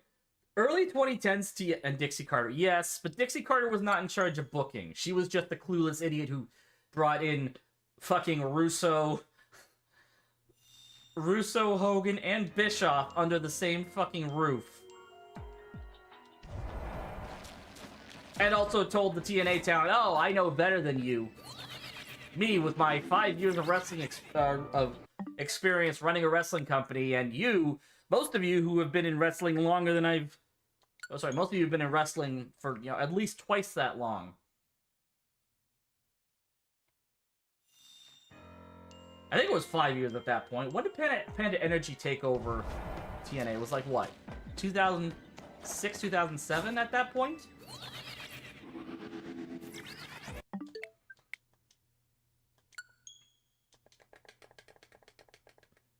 And part of me wonders if Carlos Silva is any better at this point, because, like,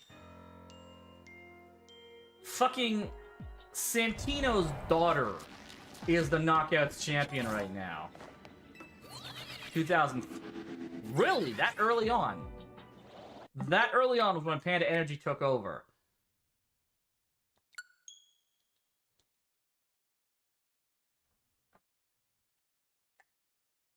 Because, like, I know the Jarretts, Jeff and Jerry, Jeff and his dad Jerry were the founders of the company. But I didn't think Panda Energy took over that quickly. So I think the first year TNA was in business, they just ran weekly pay-per-views instead of having TV. Then they were on, I think, Fox Sports. And then they eventually went to Spike, I think in 2005. After Raw went back to USA Network. And they were there for, like, I think almost exactly 10 years before just a whole bunch of shit went down. Because with the TNA deal, with TNA's losing their Spike deal, there were apparently a whole bunch of reasons. Number one, Bubba Ray Dudley putting Dixie Carter through a table on national TV. Apparently, man-on-woman violence was a big no-no for Spike, which I can understand to an extent. But, you know, Bubba Ray Dudley's one of the dumbest motherfuckers in professional wrestling. I don't know if he's just actually that dumb or if he's just being an idiot to try to rage bait people. It could be both. It honestly could be both.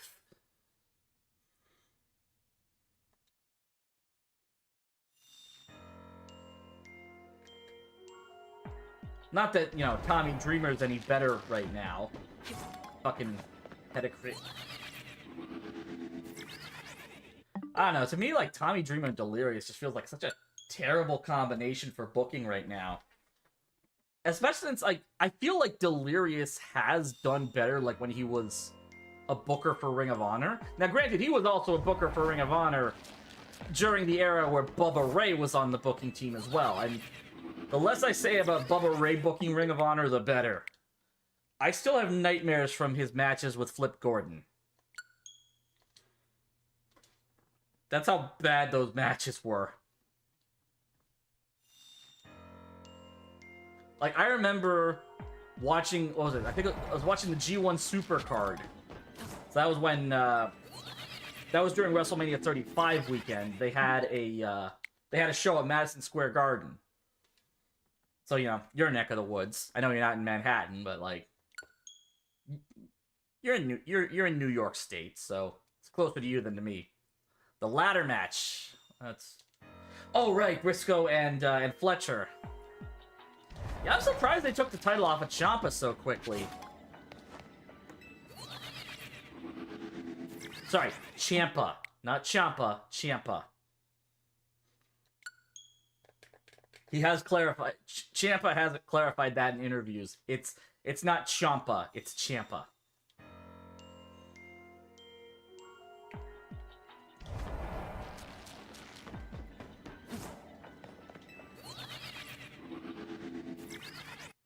I mean, honestly, I'm not against putting the title back on Fletcher anyways.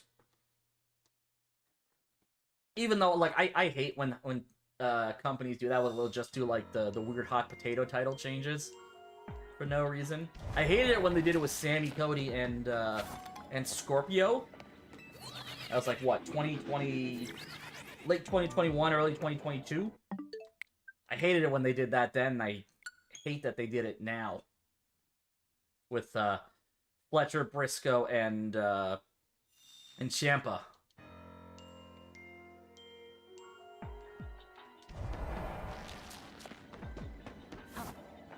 Although I do appreciate the fact that the TNT Championship is quickly becoming like the Vanity Title Championship, right? Like, I know MJF, he has his, you know, he had his Burberry patterned leather belt for the World Championship. He had the American Championship for when he won the international title, and now he's got the brown leather belt for for his current run as world champ. But, like, I love how the TNT Championship kind of became the we're gonna have a vanity title belt. Like, off the top of my head, let's think. You had Scorpio, who had the Lakers color scheme when he was TNT champion. You had Miro, whose title was based on the Bulgarian flag. What else was there? I'm trying to think who else had TNT Vanity titles. I think Mark Briscoe. He had the camo. He had the camo pattern leather for his TNT championship when he was champion. Damn it. I fucked up.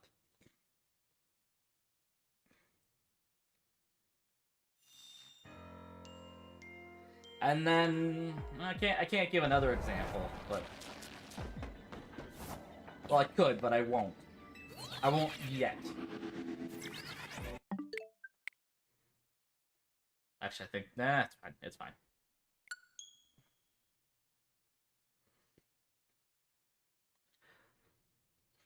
I'm surprised though that they haven't really pulled the trigger on a face turn for Fletcher yet.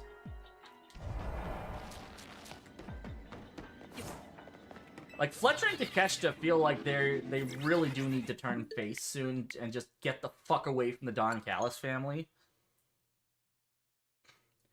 Especially, like, you're already at the point where you saw the Continental Championship match, right? So, you know, Takeshita and Mox. Like I feel like that would have been the opener for the show, but I can't remember.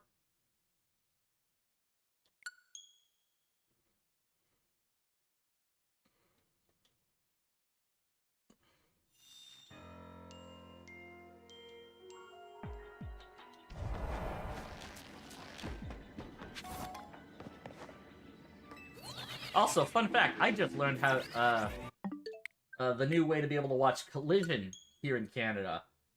They actually stream it on Crave, which is, I guess, where a lot of the HBO Max shows air here in Canada.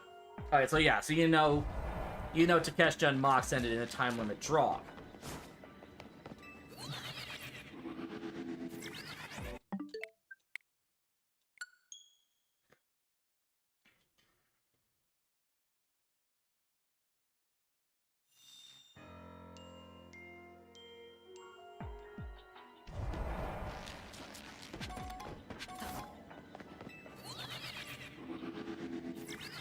No, still blue.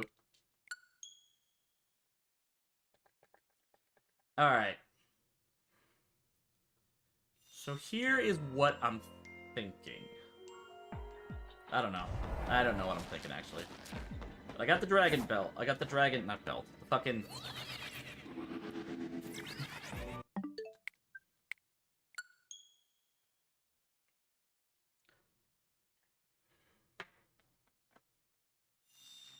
I do hope that, like, once Revolution comes around, they do decide to put the title onto Takeshita, because, like...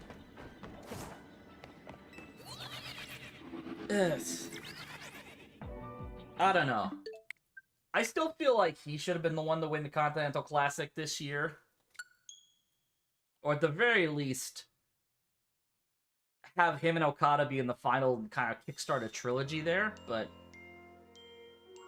I mean, technically they did still kickstart a trilogy. They probably did kickstart a trilogy there with Okada and Takeshita.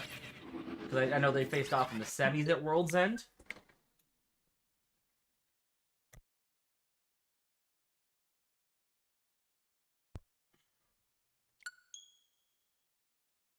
But, I don't know, like, I do want to see Okada kind of try to fill the same almost mentor-rival role that Tanahashi... Sorry, for Takeshita, that Tanahashi kind of filled for him. Where, like, they had this just great series of matches that helped kind of establish Okada as the guy for New Japan.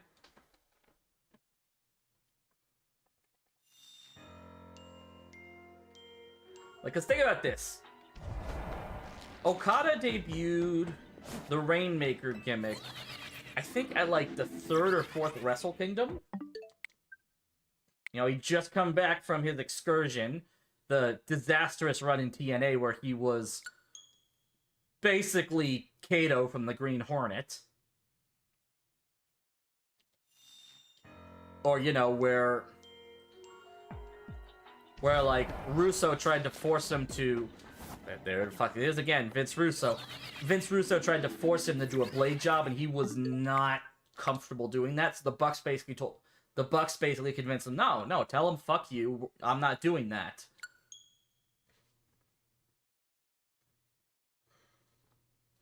Like, that's part of the reason why Okada and the Bucks are friends. Like, Okada helped the Bucks get a job in New Japan. Okada's the reason the Bucks joined Bullet Club.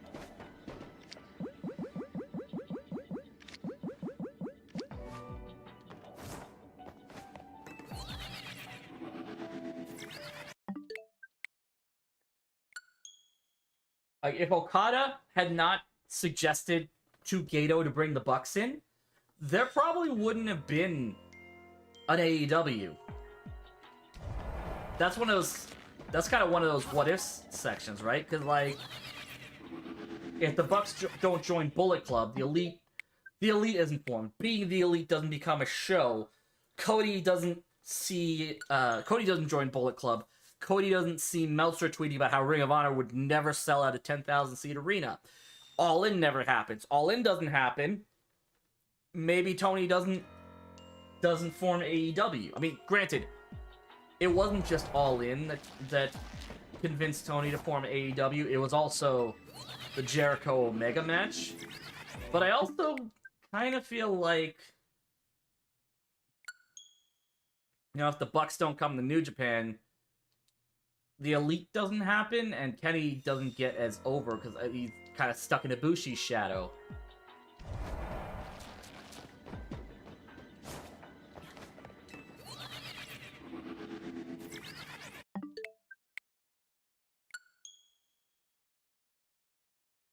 And that's not to say, like, I love Ibushi. Man's a fucking idiot, but I love Ibushi.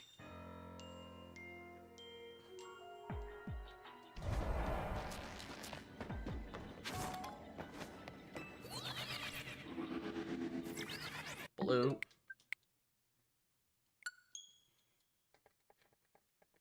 Like, apparently, his doctors told him, like, you should not wrestle for 2 years. He's gonna try to come back this year to wrestle. And, like, my immediate reaction to that is, the last time he tried to ignore doctor's orders and come back earlier than his doctor suggested, he broke his ankle in the middle of a match with Naomichi Marufuji.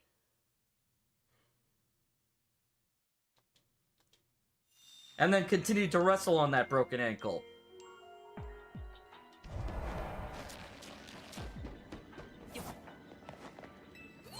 Again, I love Ibushi, but he can be a fucking idiot sometimes.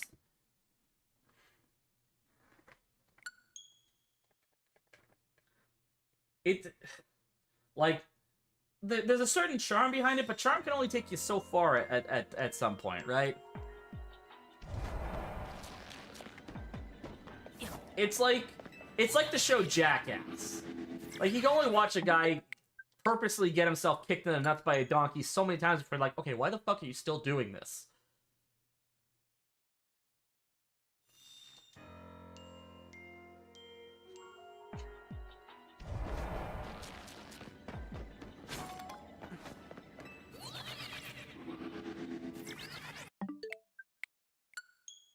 You know, like, I memed about the, you know, I used to meme a lot about the fact that, you know, Ibushi was the guy.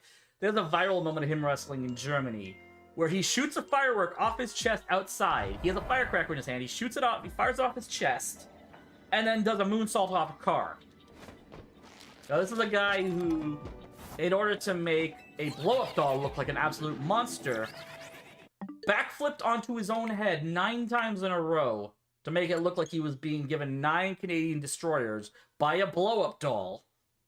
Keep in mind, this is DDT, so, like, that blow-up doll is actually a top star in that company. True story. This is a company where a championship belt was won by that championship belt.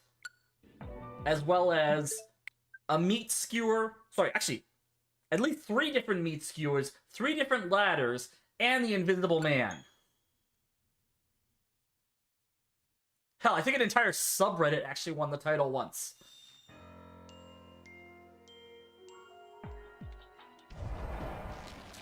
Wrestling is weird sometimes.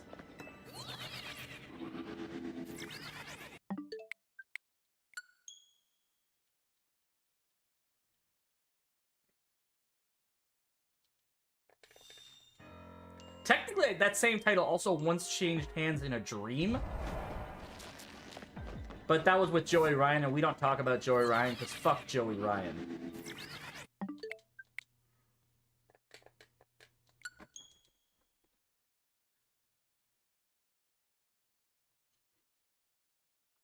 I feel so bad for Candice LeRae that she still has... that, you know... I feel like it's been long enough where she doesn't, she doesn't have to worry so much about having her career tied to that scumbag, but...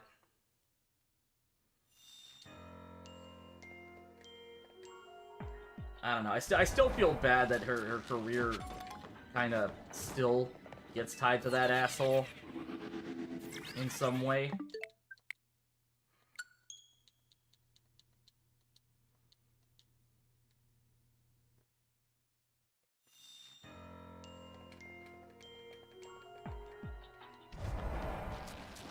And I say this to someone, I used to show non-wrestling fan friends the clips of Joey Ryan doing his viral penis flip spot, where he would use his dick to flip somebody. Because I thought it was hilarious. Now it's like, oh, that dude was a legit sex offender. I feel like we should have seen this coming.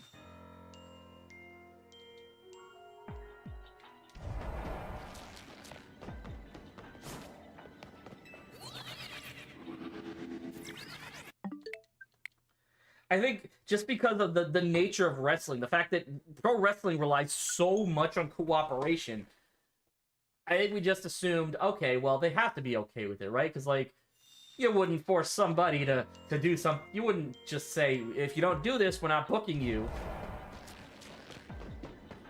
Not realizing that there are still a lot of scumbag promoters out there.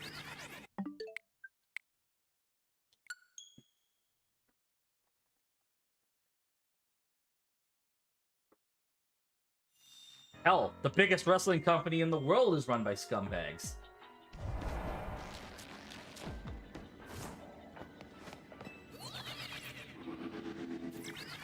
Then, now, and forever, apparently.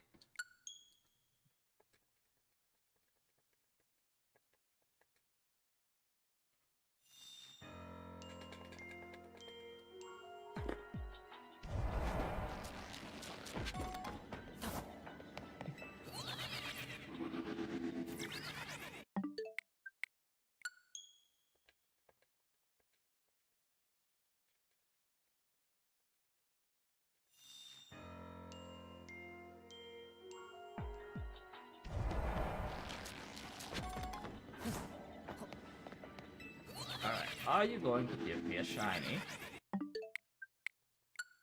So I might change up the schedule this week, but right now I'm just gonna keep trying to get this Latios here. I'll see how I feel at the end of stream, but like I'm almost ready to be done with this game, to be honest.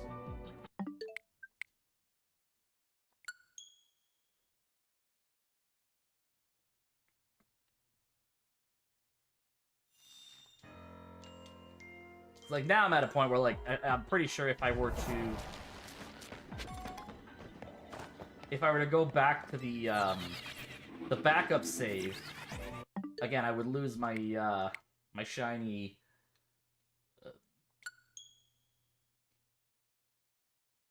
what's it called? My shiny, yeah. Can't leave a fucking Pokemon now. My shiny Wimpod.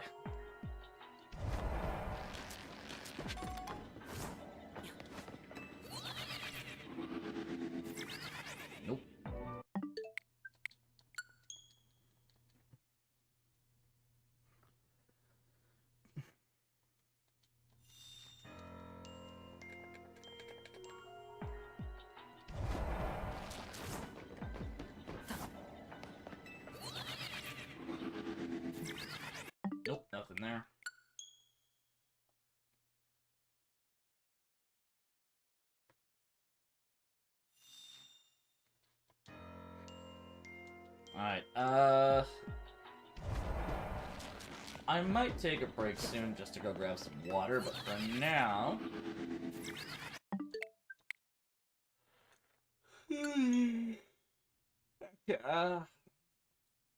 I'll wait a little bit before I take my break.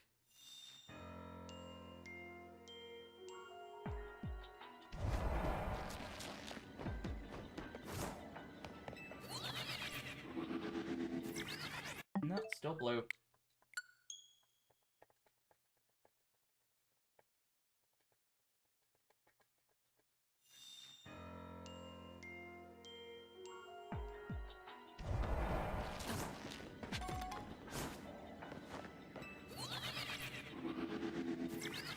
No.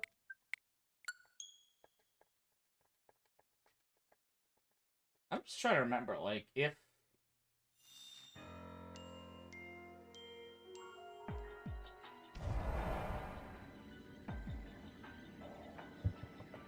Let's just go grab... Or just do a quick little check here. Oh, blue.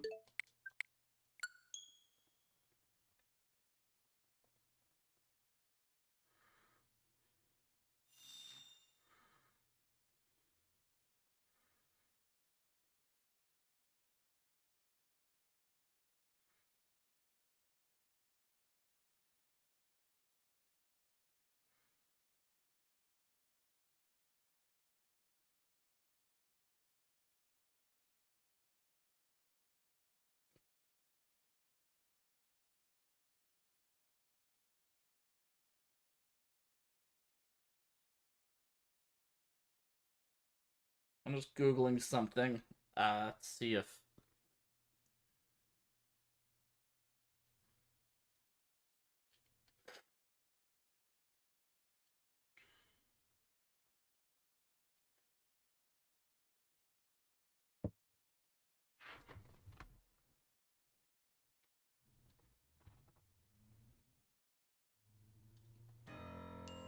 Alright, so it looks like I might be able to...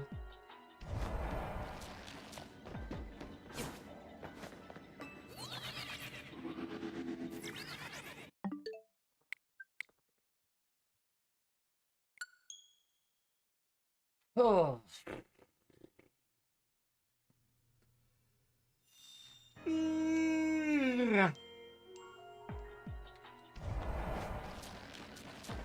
Feel like...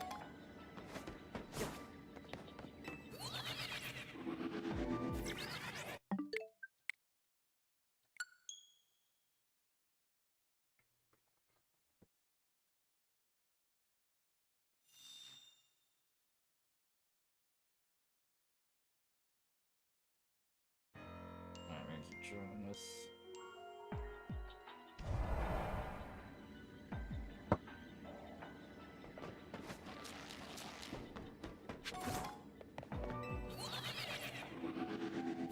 Blue.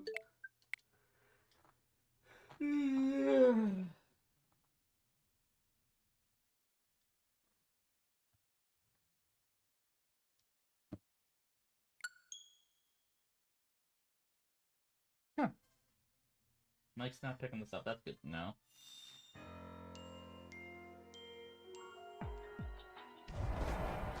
Watching a quick little YouTube video to see if I'm in the right spot. If I didn't, I'll have to leave and try to re-roll.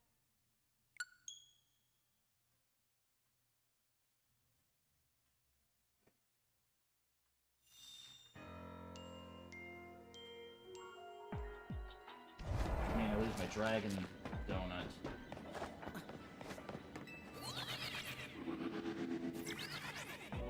Nope, that's blue.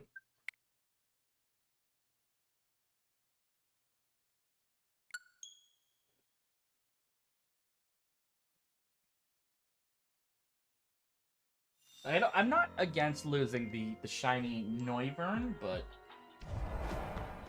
the issue I'm more worried about is the Wimpod, losing the Wimpod.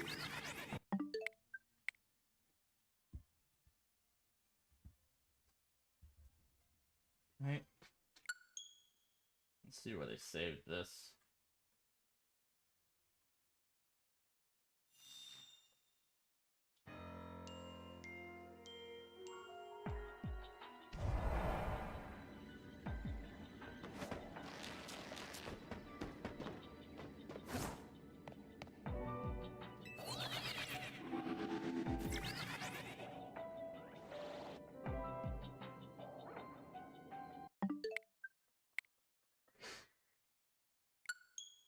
I might have fucked this up.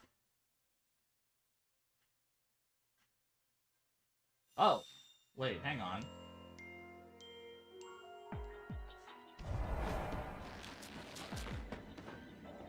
So it's blue there.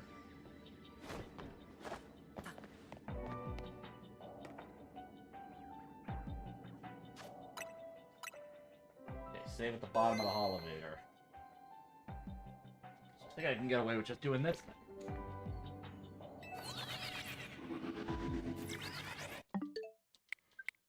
If I can just do that, then that saves me even more trouble.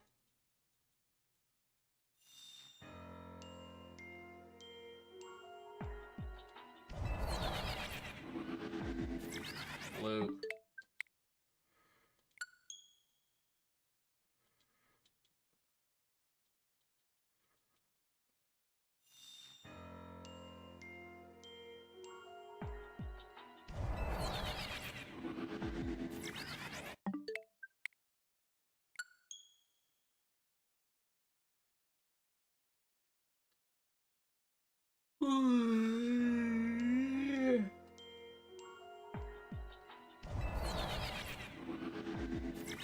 Blue.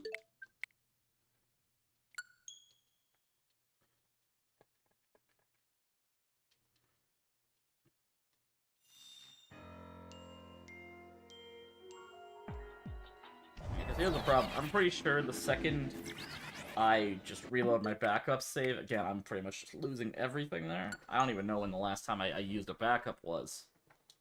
Besides the Wimpod.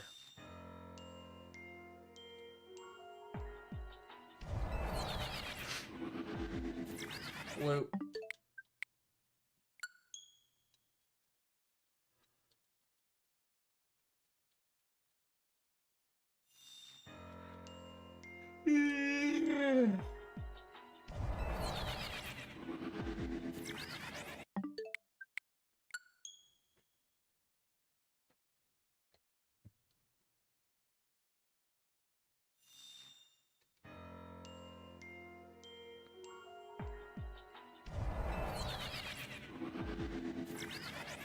Blue.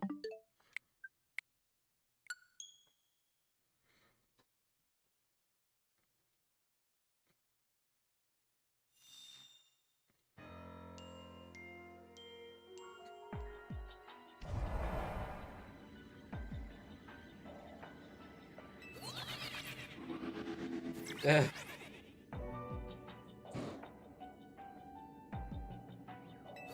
that was a mistake.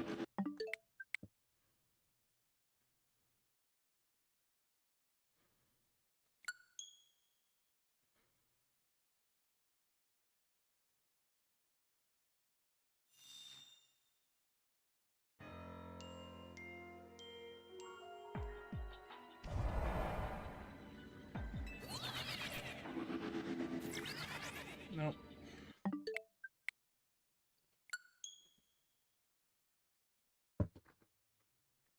I'm tempted to just be over and done with the Legend ZA, so.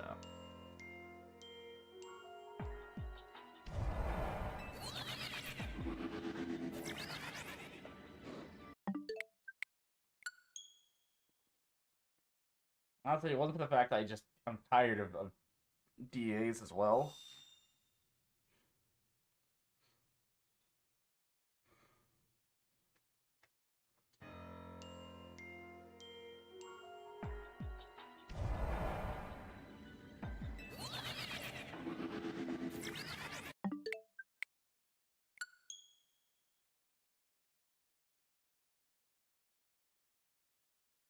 Fuck. Ugh. Yeah.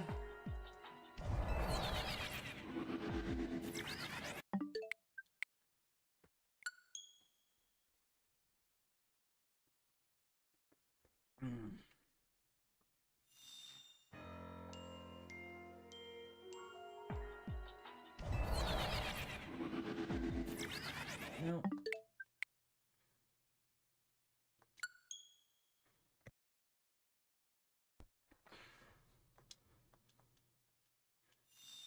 I gotta do something before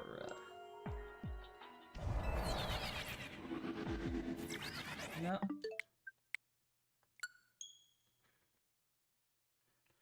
It's a shame though, like once the home integration kicks in, any Pokemon I catch in this game I won't be able to send to generations 9 or 8 or 9. They'll pretty much only be available in Champions and every game after.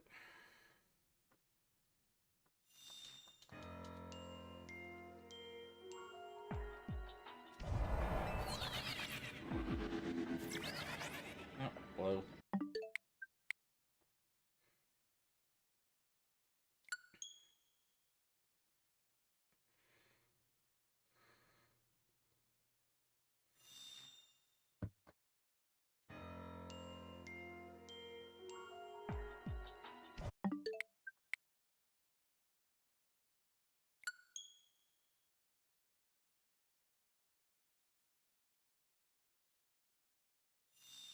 Oops.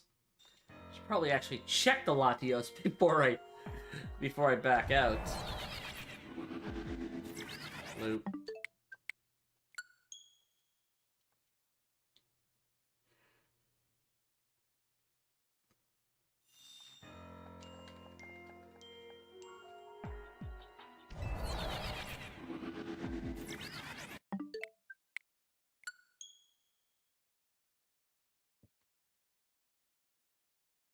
If I remember correctly, I'm actually gonna set a. Actually, I could probably just get away with using the. Sorry, just talking. Oh, I guess obviously talking to myself at this point, but.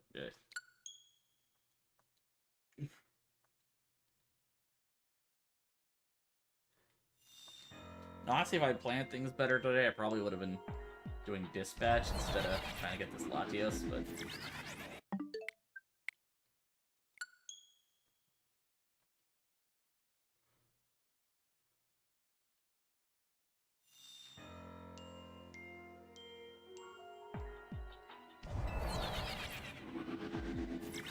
Blue.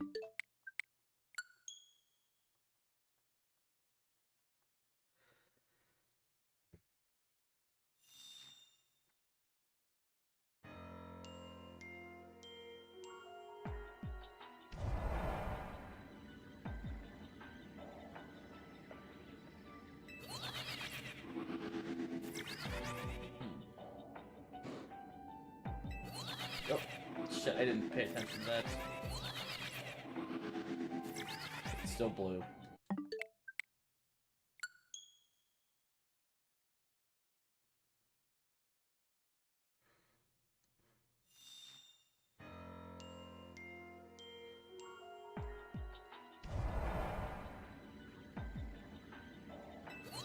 Every example I've seen just says save on top.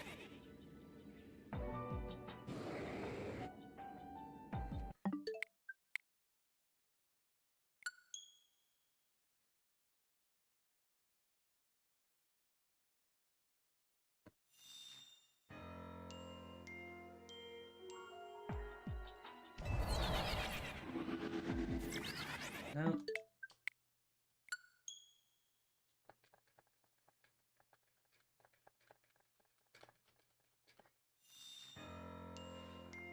Oh, at least next weekend I can.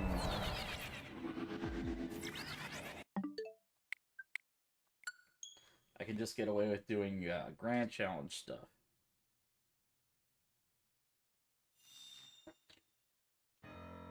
I'm gonna be going back to an old favorite strategy of mine next week. Gonna be doing a Whimsicott Terrakion team. So I built out some ideas on how to make it work.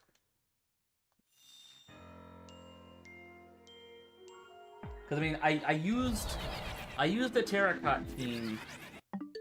Last time I used a Terracotta team was in Vancouver last year for a for the Sunday morning cup.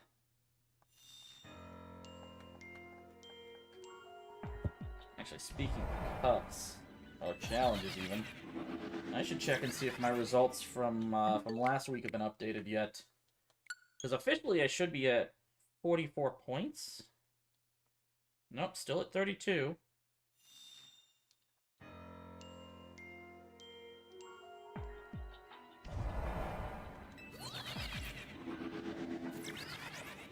Nope.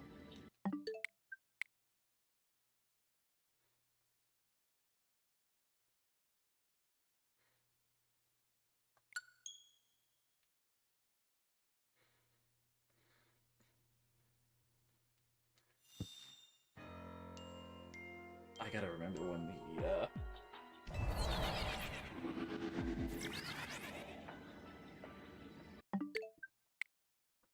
I'll look and see when Mick announced the last chance qualifiers.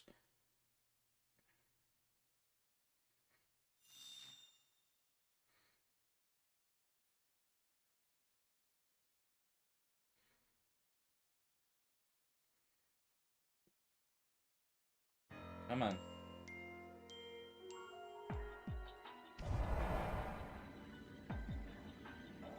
Okay, so that was May. That was end of May last year. So let me just see.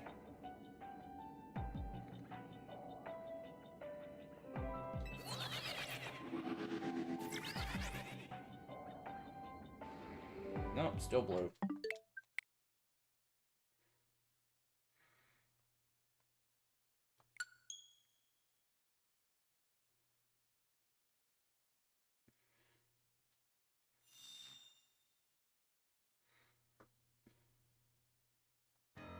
Hmm.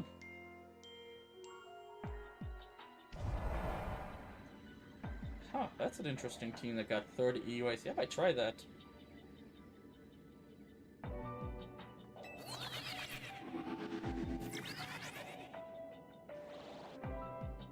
Nope.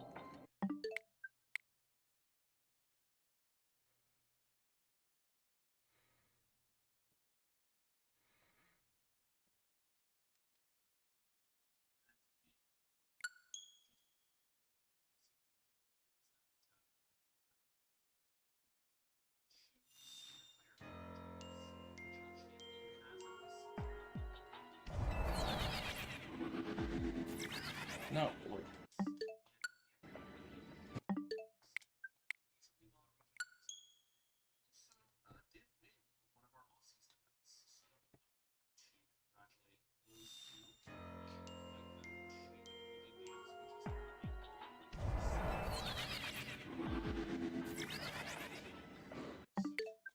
Alright, so July 18th is the VGC Invitational that my buddy Mick is running.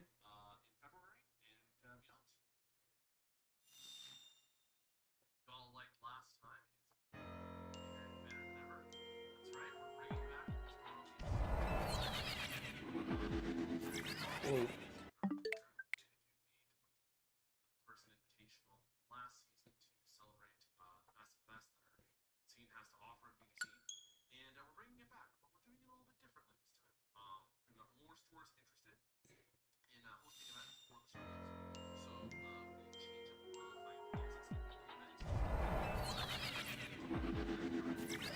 Blue.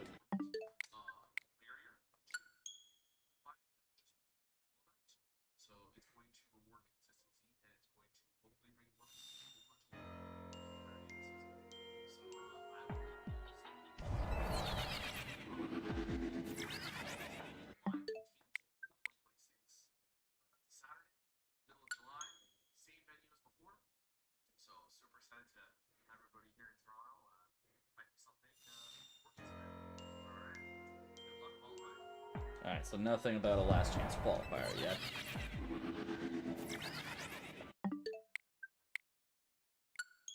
But I would assume it's probably going to be at the end of May. So I just want to look at my work schedule real quick.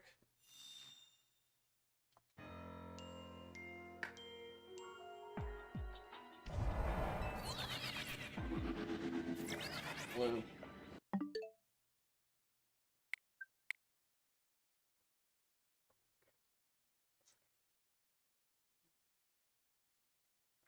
Alright, so I do not work the last weekend of May. or so I work the first weekend of May and the fourth weekend of May, but not the.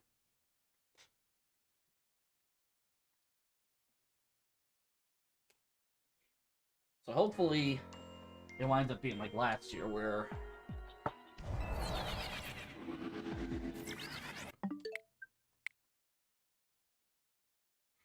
last year they ran it literally the 31st. I couldn't run that tournament because I had to work that day, but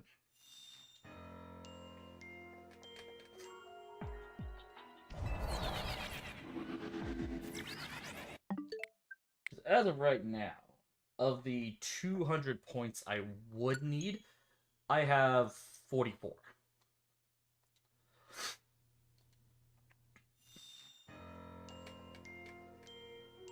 Basically, the only way I get points is if I top cut, and I have only top cut 2 events in Toronto, in the GTA. One of them was back in actually, they were both at the same venue, ironically. One of them was back in November, where I got 4th place out of 14, which is actually pretty cool. And then, of course, this past week, I got 2nd out of 6. It was just enough to get points. Because after a certain point, I can't remember the cutoffs for points, but let me actually look it up real quick. So, VGC 2026. Maybe it'll show on Victory Road.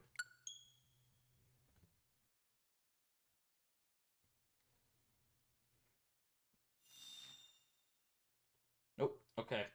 Championship Series events. No.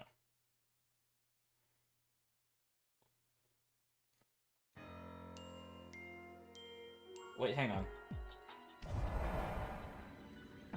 Oh, no, those are just the spots.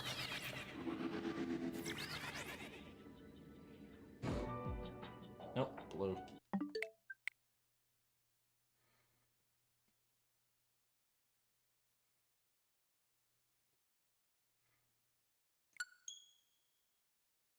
World Championships qualification.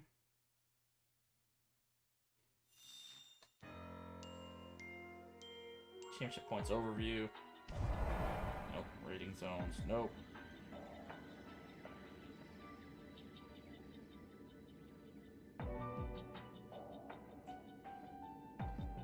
One more. Challenges and cups. Here we go. Okay, so the challenges.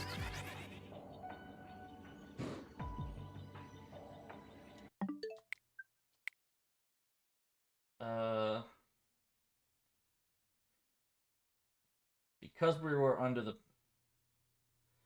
you only get point. They only count top 4 if there are at least 8 players.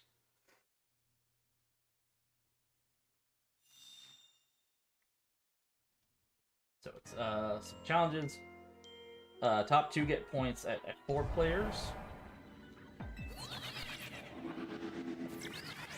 Top 4 get points at 8 players. Top 8 get points at 14. Hey, Chaos Stars, how you doing? Top 16 gets points at 25. And top 32 gets points at 48.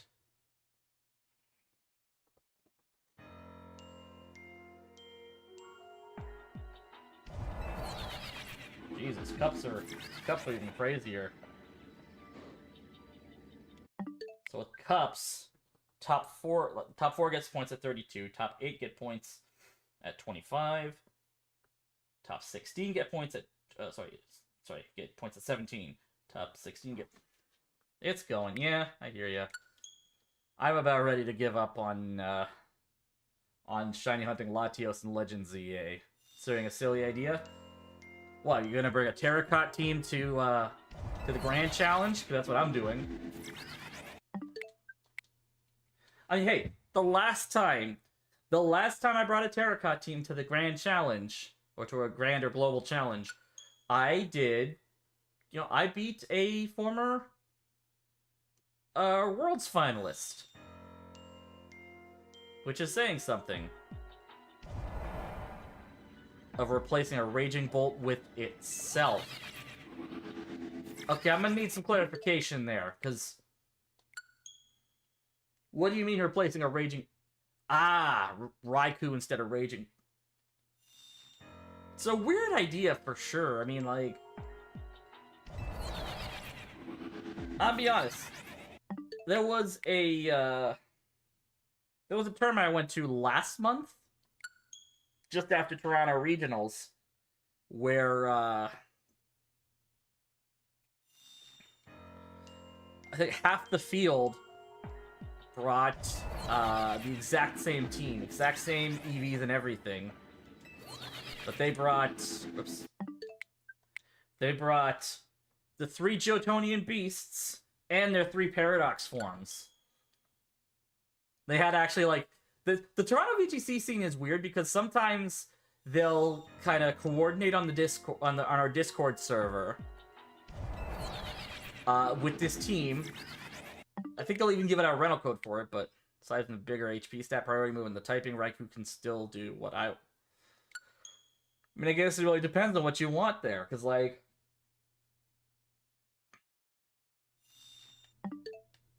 I don't know, I feel like as an Electroweb user with Assault Vest, I mean, I feel like there's better Electroweb users than Raikou that are good with an Assault Vest.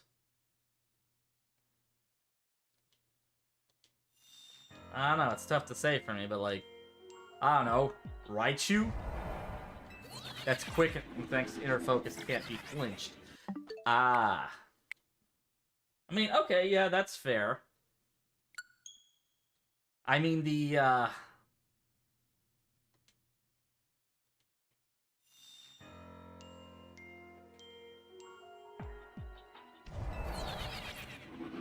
Raichu's too frail for the team you're using at the moment. Fair enough. Yeah, I think the only reason... Like, I know Wolf Glick used it on his World Championship winning team, but, like... He kind of tried to play into the frailty there to add in, Endeavor, right? I think he invested pretty much everything into bulk for that Raichu. I mean, he did give it an Assault Vest, but... Like, that Raichu is strictly there for, like, Disruption and Endeavor.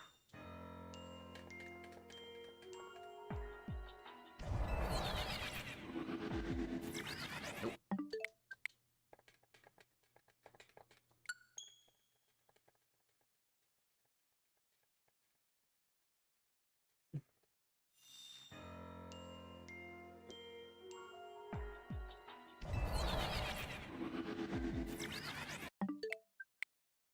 I'm actually foregoing my usual Terrakion set for the Grand Challenge, where I'm actually using Clear Amulet instead of a Covert Cloak. Now, as long as there aren't any, like, Nuzzle... Actually, even if there aren't... Yeah, sure, absolutely. Send it away. Blue. I'm actually gonna run a quick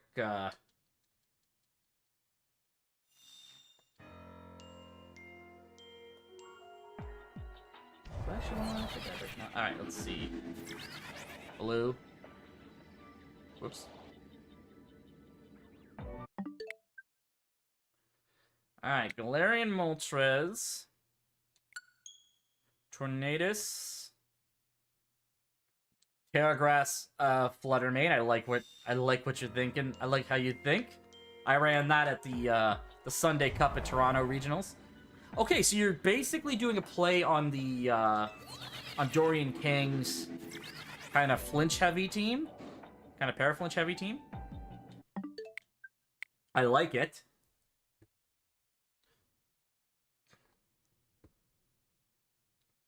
Kind of like this, actually. Putting Tornadus on there is a bit risky, because, like, between Tornadus, Moltres, and Raging Bolt, you've got a massive weakness to, like, ice.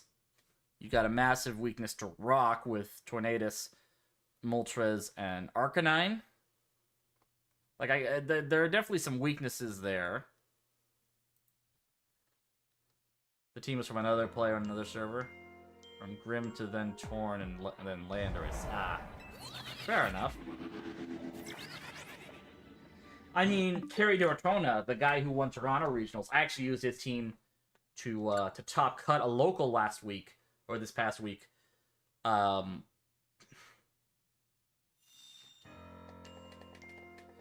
he apparently went through 45 iterations of that team, partially because one of the iterations was leaked during a Victory Road tournament.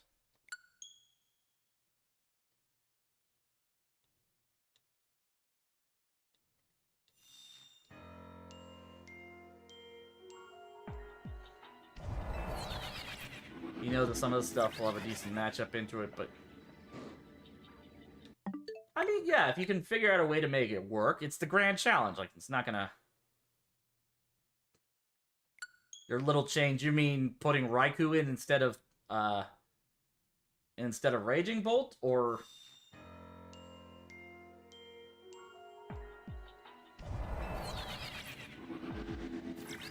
Like Sub and Rain Dance on Torn and Pain Split on Flutter? And Galarian Moltres is Terra. What's Galarian Moltres is Terra? Water. Interesting idea, although, you, again, kind of gonna have to worry about electric moves, but... It was Ghost at first? I mean, yeah. I'm trying to remember. I feel like...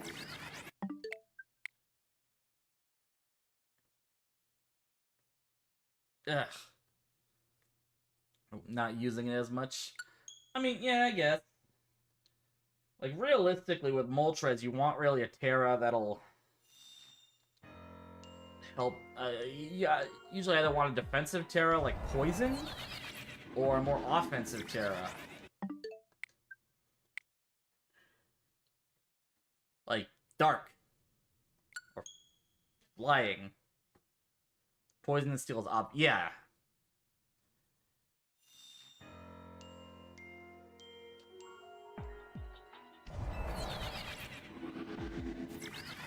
This is one of those rare points where, like, Bug's not going to be a good idea for a Terra, just because you've also still got to deal with the rock weakness. Hell, even Dragon, Rock, then Water. I probably wouldn't go for Rock. Rock Terra feels like that one Terra that's just, like, never gonna be used. Like, unless you need, like, a really big offensive boost. For, like, Rock Slide or something.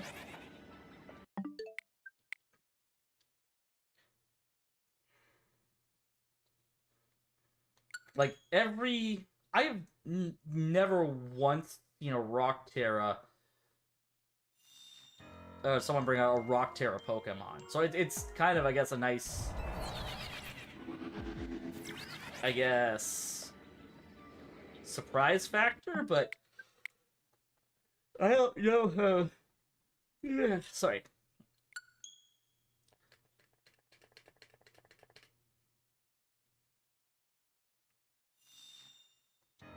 I don't know how much that could really...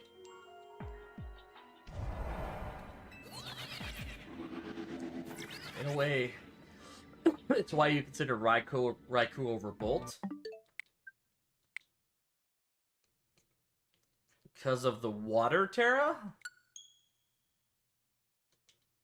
Wait, I'm gonna need some clarification on that. Why?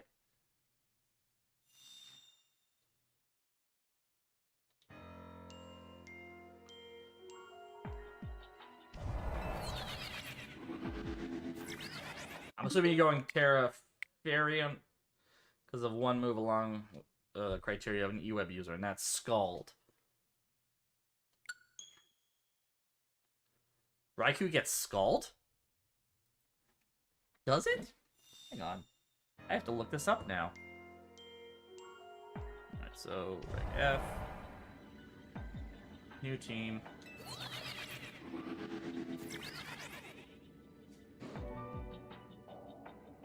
Lantern, Pincurchin. Raikou gets Scald! What the fuck?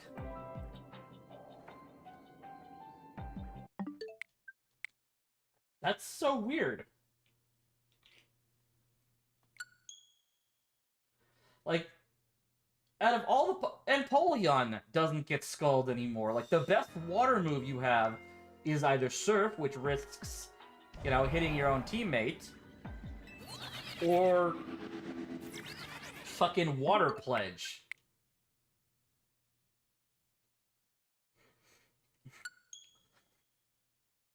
Like that fishing for a burn could be useful. Yeah. Plus, it gives you a chance to hit, you know, ground types for super effective. Well, ground types that aren't Gastrodon, but I don't think anyone really is bringing Gastrodon right now.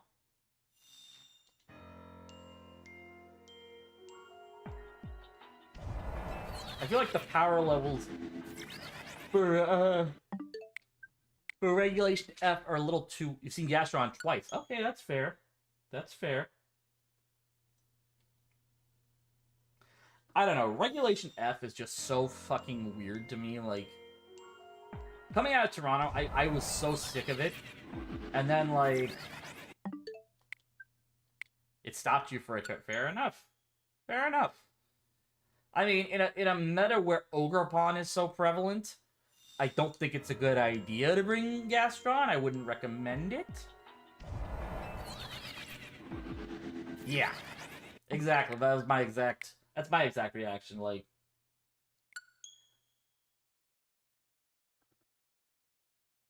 yeah. Like, and then at that point, you're just kind of getting ready to force a Terra at that,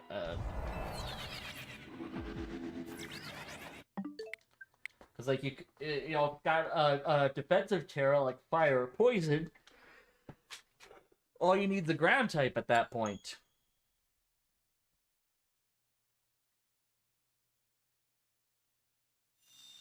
Or fucking Clodsire. God damn. Clodsire. I don't even think Clodsire, that's another fucking one that would be like very niche to use. Like, I don't even, like, I think Clodsire was a niche in Reg H, where, like, you were more likely to see that weird shit.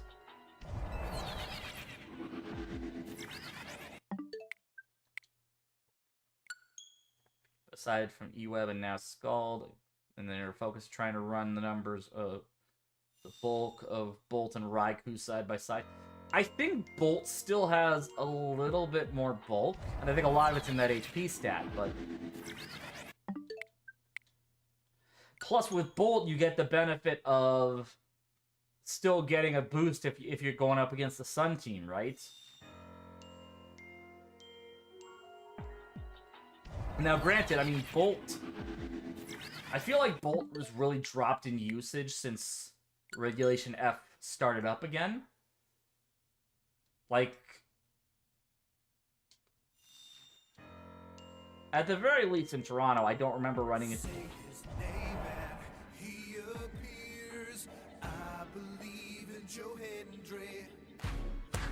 But does Joe Hendry believe in my shiny luck? That's the question. I'm actually wearing my Joe Hendry shirt too, that's the funny thing. Even the bolt balance went up. Yeah, that's crazy. Yeah, I think, what was it? Paul Chua, I think, one of the finalists for EUIC this year. I think he's running a bolt balance team.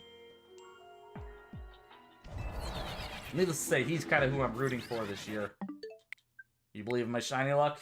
I mean, I might have burned it out on a shiny Wimpod I got, so...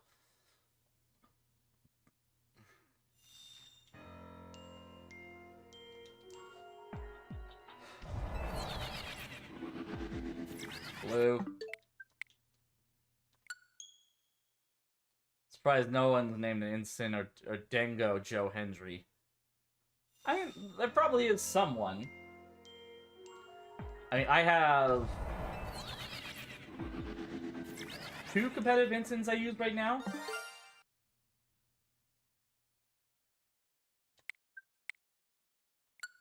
was well timed. It was well timed, but it was not shiny.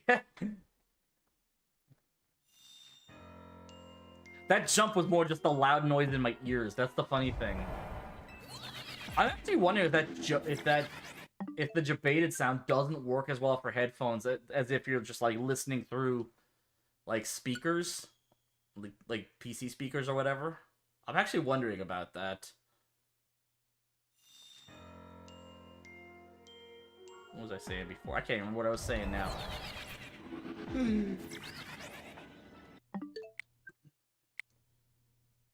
When you least need is either of them Pokemon to call. Yeah, I mean,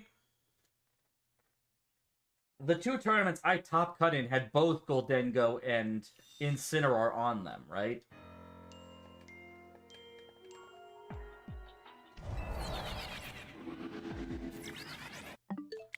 So, I mean, they're a good combination of Pokemon to bring in, right? You know, they kind of make up for each other's weaknesses. I mean, they do still share the ground weakness, but... So, like, Ursaluna is still a massive pain in the ass for those two, but...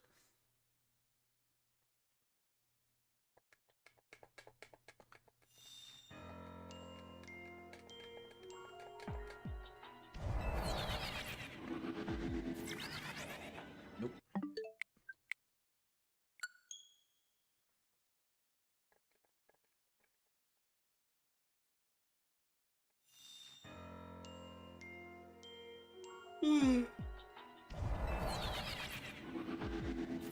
Blue.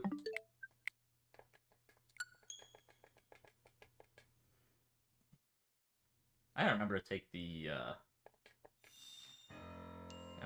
labels off of my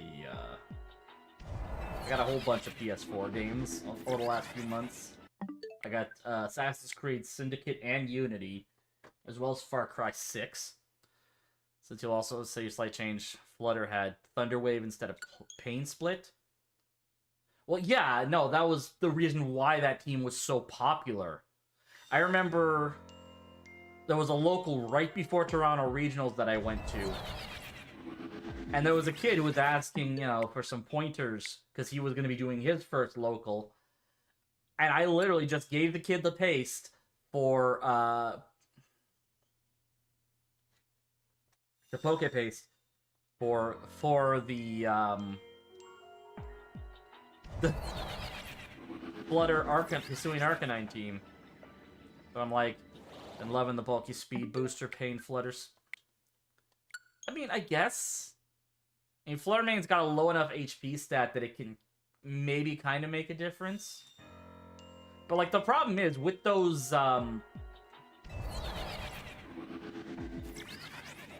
Flutter Arcanine teams, a lot of times they've basically gotten max defense EVs. So they can, like, really tank hits. Which is such a weird concept for a Flutter main, let me tell you.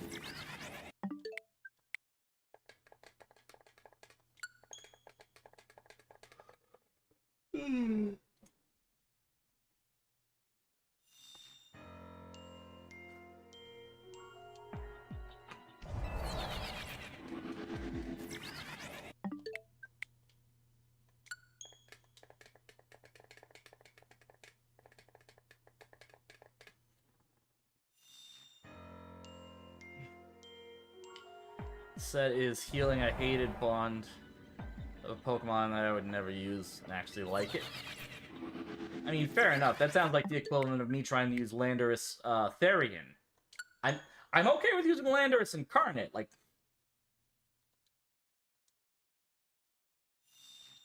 I mean, fair enough, right? I mean,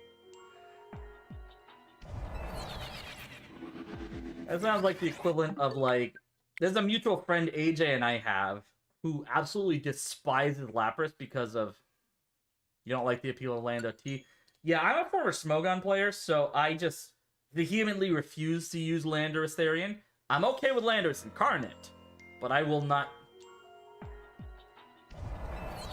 Like, the closest I will ever use to Landorus Therian is I got one of the champion gear jerseys from Toronto Regionals, and it happens to have a Landorus Therian on it. Tornadus Therian. I mean, it's got a pivoting move and regenerate, so it's kind of cool, but just the support of having Prankster is just a better overall deal, right?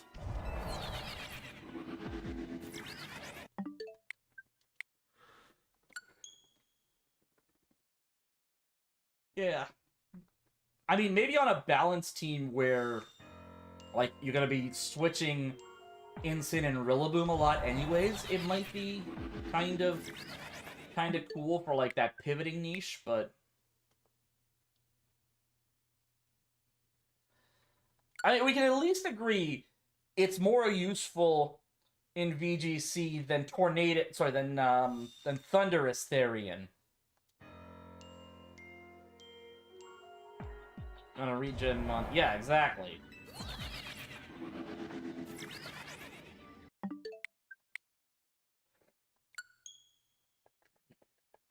Like, Amoonguss has pretty much been a VGC staple since Thunder T has a better chance than Torn. Really?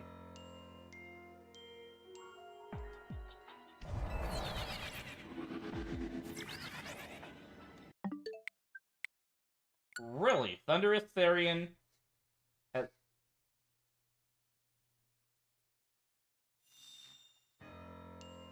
That's such a weird thought.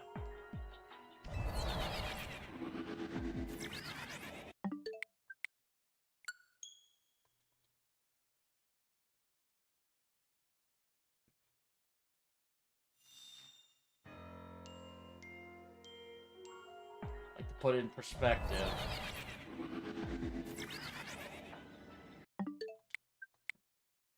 Like, I know it can't be because of a better move pool, because, like...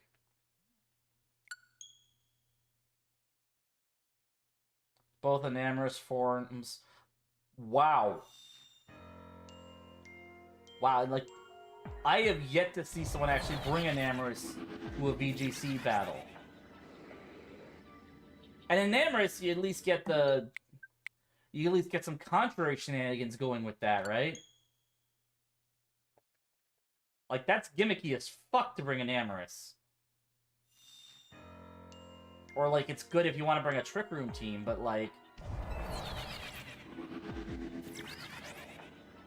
What they can provide enough or not is more obvious.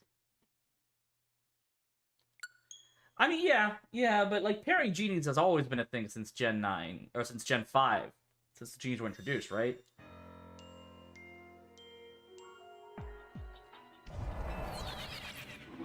Eerie Impulse contrary. Eerie Impulse and Scary Face. Eerie Impulse and Scary Face.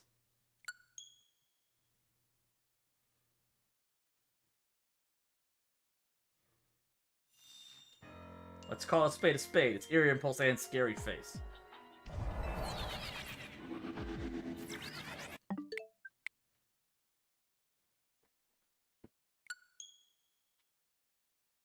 But I mean, as well, like, Enamorous Therian specifically, it also gets Overcoat, which is kind of a good ability in VGC.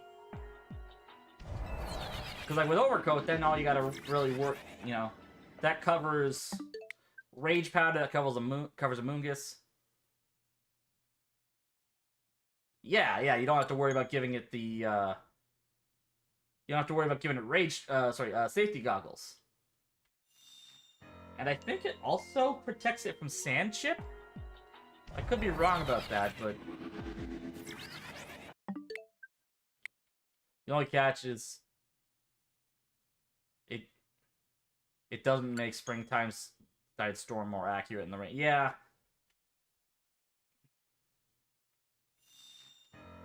Yeah, Springtide Storm feels very much like an afterthought. Because, like, all the other storm moves from the genies, they at least stop checking accuracy in the rain. I'm trying to think, what's... What is Springtide Storm's secondary effect? Because I know Bleak Wind has a chance to lower speed. Sandseer has a chance to burn if you're not using Sheer Force. You did use it in Regulation I. That's crazy. And, what was it? I forgot the name of Thunderous's signature move. The Thunderous's Storm move. But that has a chance to paralyze. But Springtide Storm, like, what's that thing's secondary effect? I actually should check this. I have Showdown. Might as well use it.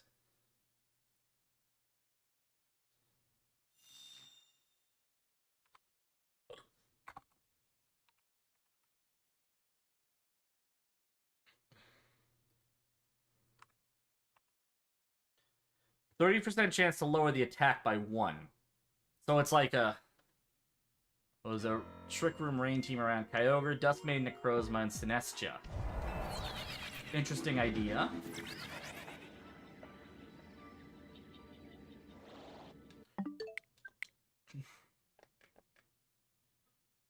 Which, again, is very crazy to think about because, like...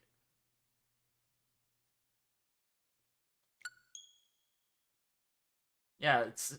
And Emrys is kind of the only version that doesn't really benefit from rain. I guess unless Duskmane Necrozma being a Trick Room set. Yeah. Yeah, that makes sense.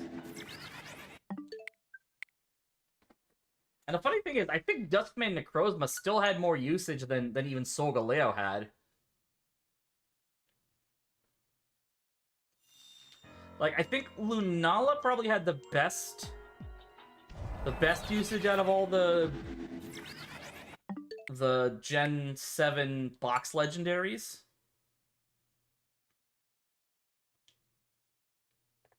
Because I think it went Lunala, Dawnwings, Duskmane, and then Solgaleo. It could be Duskwings, then Dawnmane. I can't. Or Duskmane and then Duskwings and Dawnmane. Dawnwings and Duskmane. I can't remember which one would have been more than the other.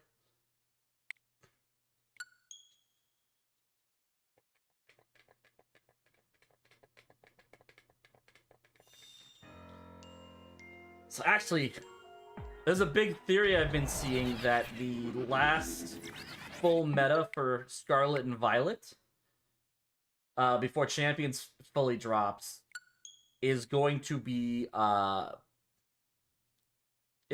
going back to Regulation I. Mostly because, like, if they don't just go straight into Champions from when it drops. If they don't go straight into Champions, I forgot what I was trying to say.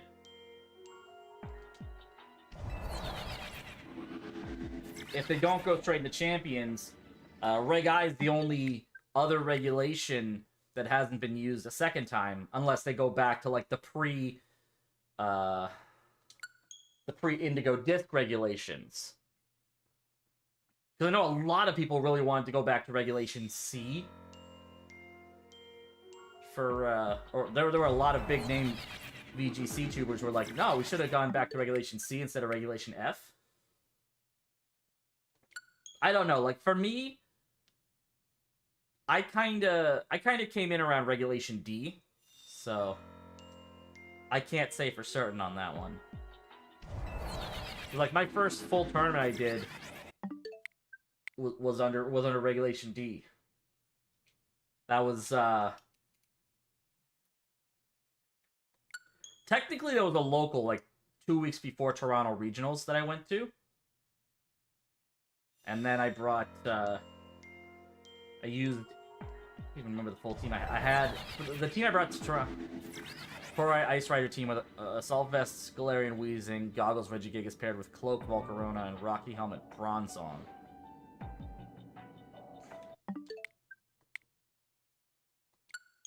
Hey, I mean, if it works, right? And, like, here's the thing. Koraidon, a Calyrex, Weezing, and Regigigas were a pretty common... I won't say pretty common. We're like a fairly...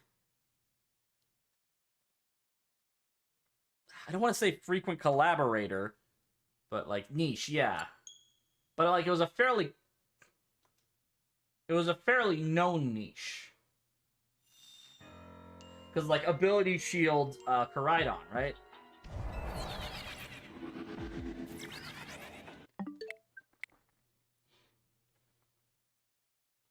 You know, it's actually funny. You always see Kurai Shadow with Poison Setting and Poison Setting Weenus. Poison Setting Wheezing.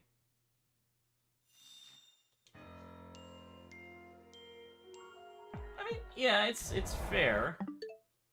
Oops. Should actually probably check before I blew.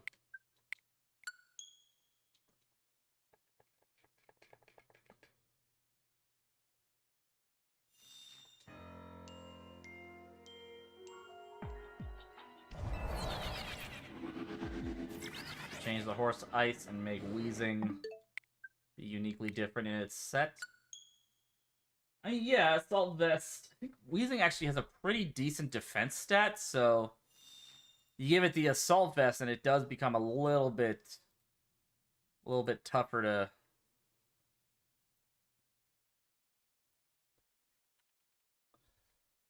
Yeah, 120 defense. You add in... You multiply 70 by 1.5. That gives it 105 special defense. Oh, yeah.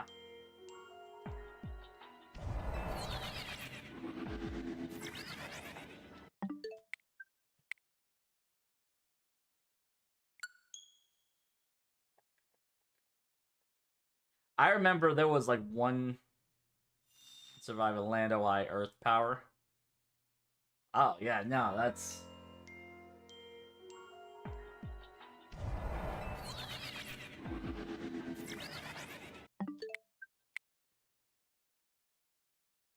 That's pretty impressive, actually, because, like, Lando Eye's Earth power, especially if the Lando Eye's got a Life Orb. Specs, Terra Ghost, Astral Barrage is barely a 2-hit KO. Wow. Yeah, that's... Yeah, there must have been some pretty... You must have invested a lot of special defense into that, in addition to the Assault Vest.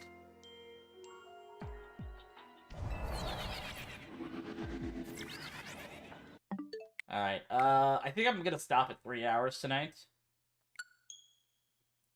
If it's not Specs, then it's a 3-hit KO. Wow. That's nuts. What about Stellar? I assume Stellar's probably still well inside a 2-hit KO range.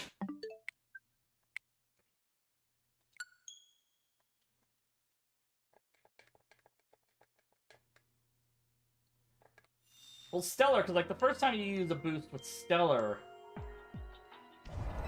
isn't the boost massive? Especially if it's already stabbed pre-Terra? I forget how Stellar works.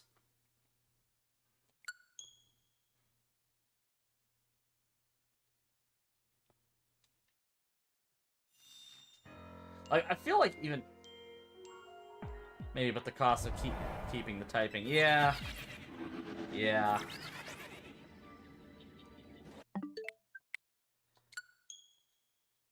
Alright, so we do have an ad break coming up. And I'm probably just going to call it a night soon. I'll do one more check, and then I think I'm going to call it. One more check after this, I should clarify.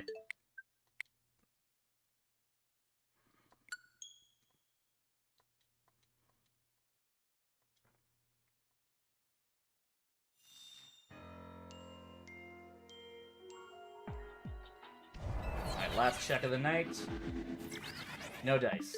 Alright, so, that is going to be it for us for tonight. I got some time before the donut runs out, so that is going to be it for us for tonight. Thank you all so much for joining in. If you would like to follow on social media or join our awesome Discord community, links as always will be in the chat off to the side. For those of you who are watching on Twitch, I was going to say Twitter for some reason, on Twitch. Let's go find someone to share the love with for tonight. Who we got? Alright, fuck it. We are gonna go send the love over to Steph Anime. She is playing Digimon Story Time Stranger. And until next time, I am Kira Kennedy. Thank y'all so much for joining in. Oops. And I will see y'all tomorrow. Peace.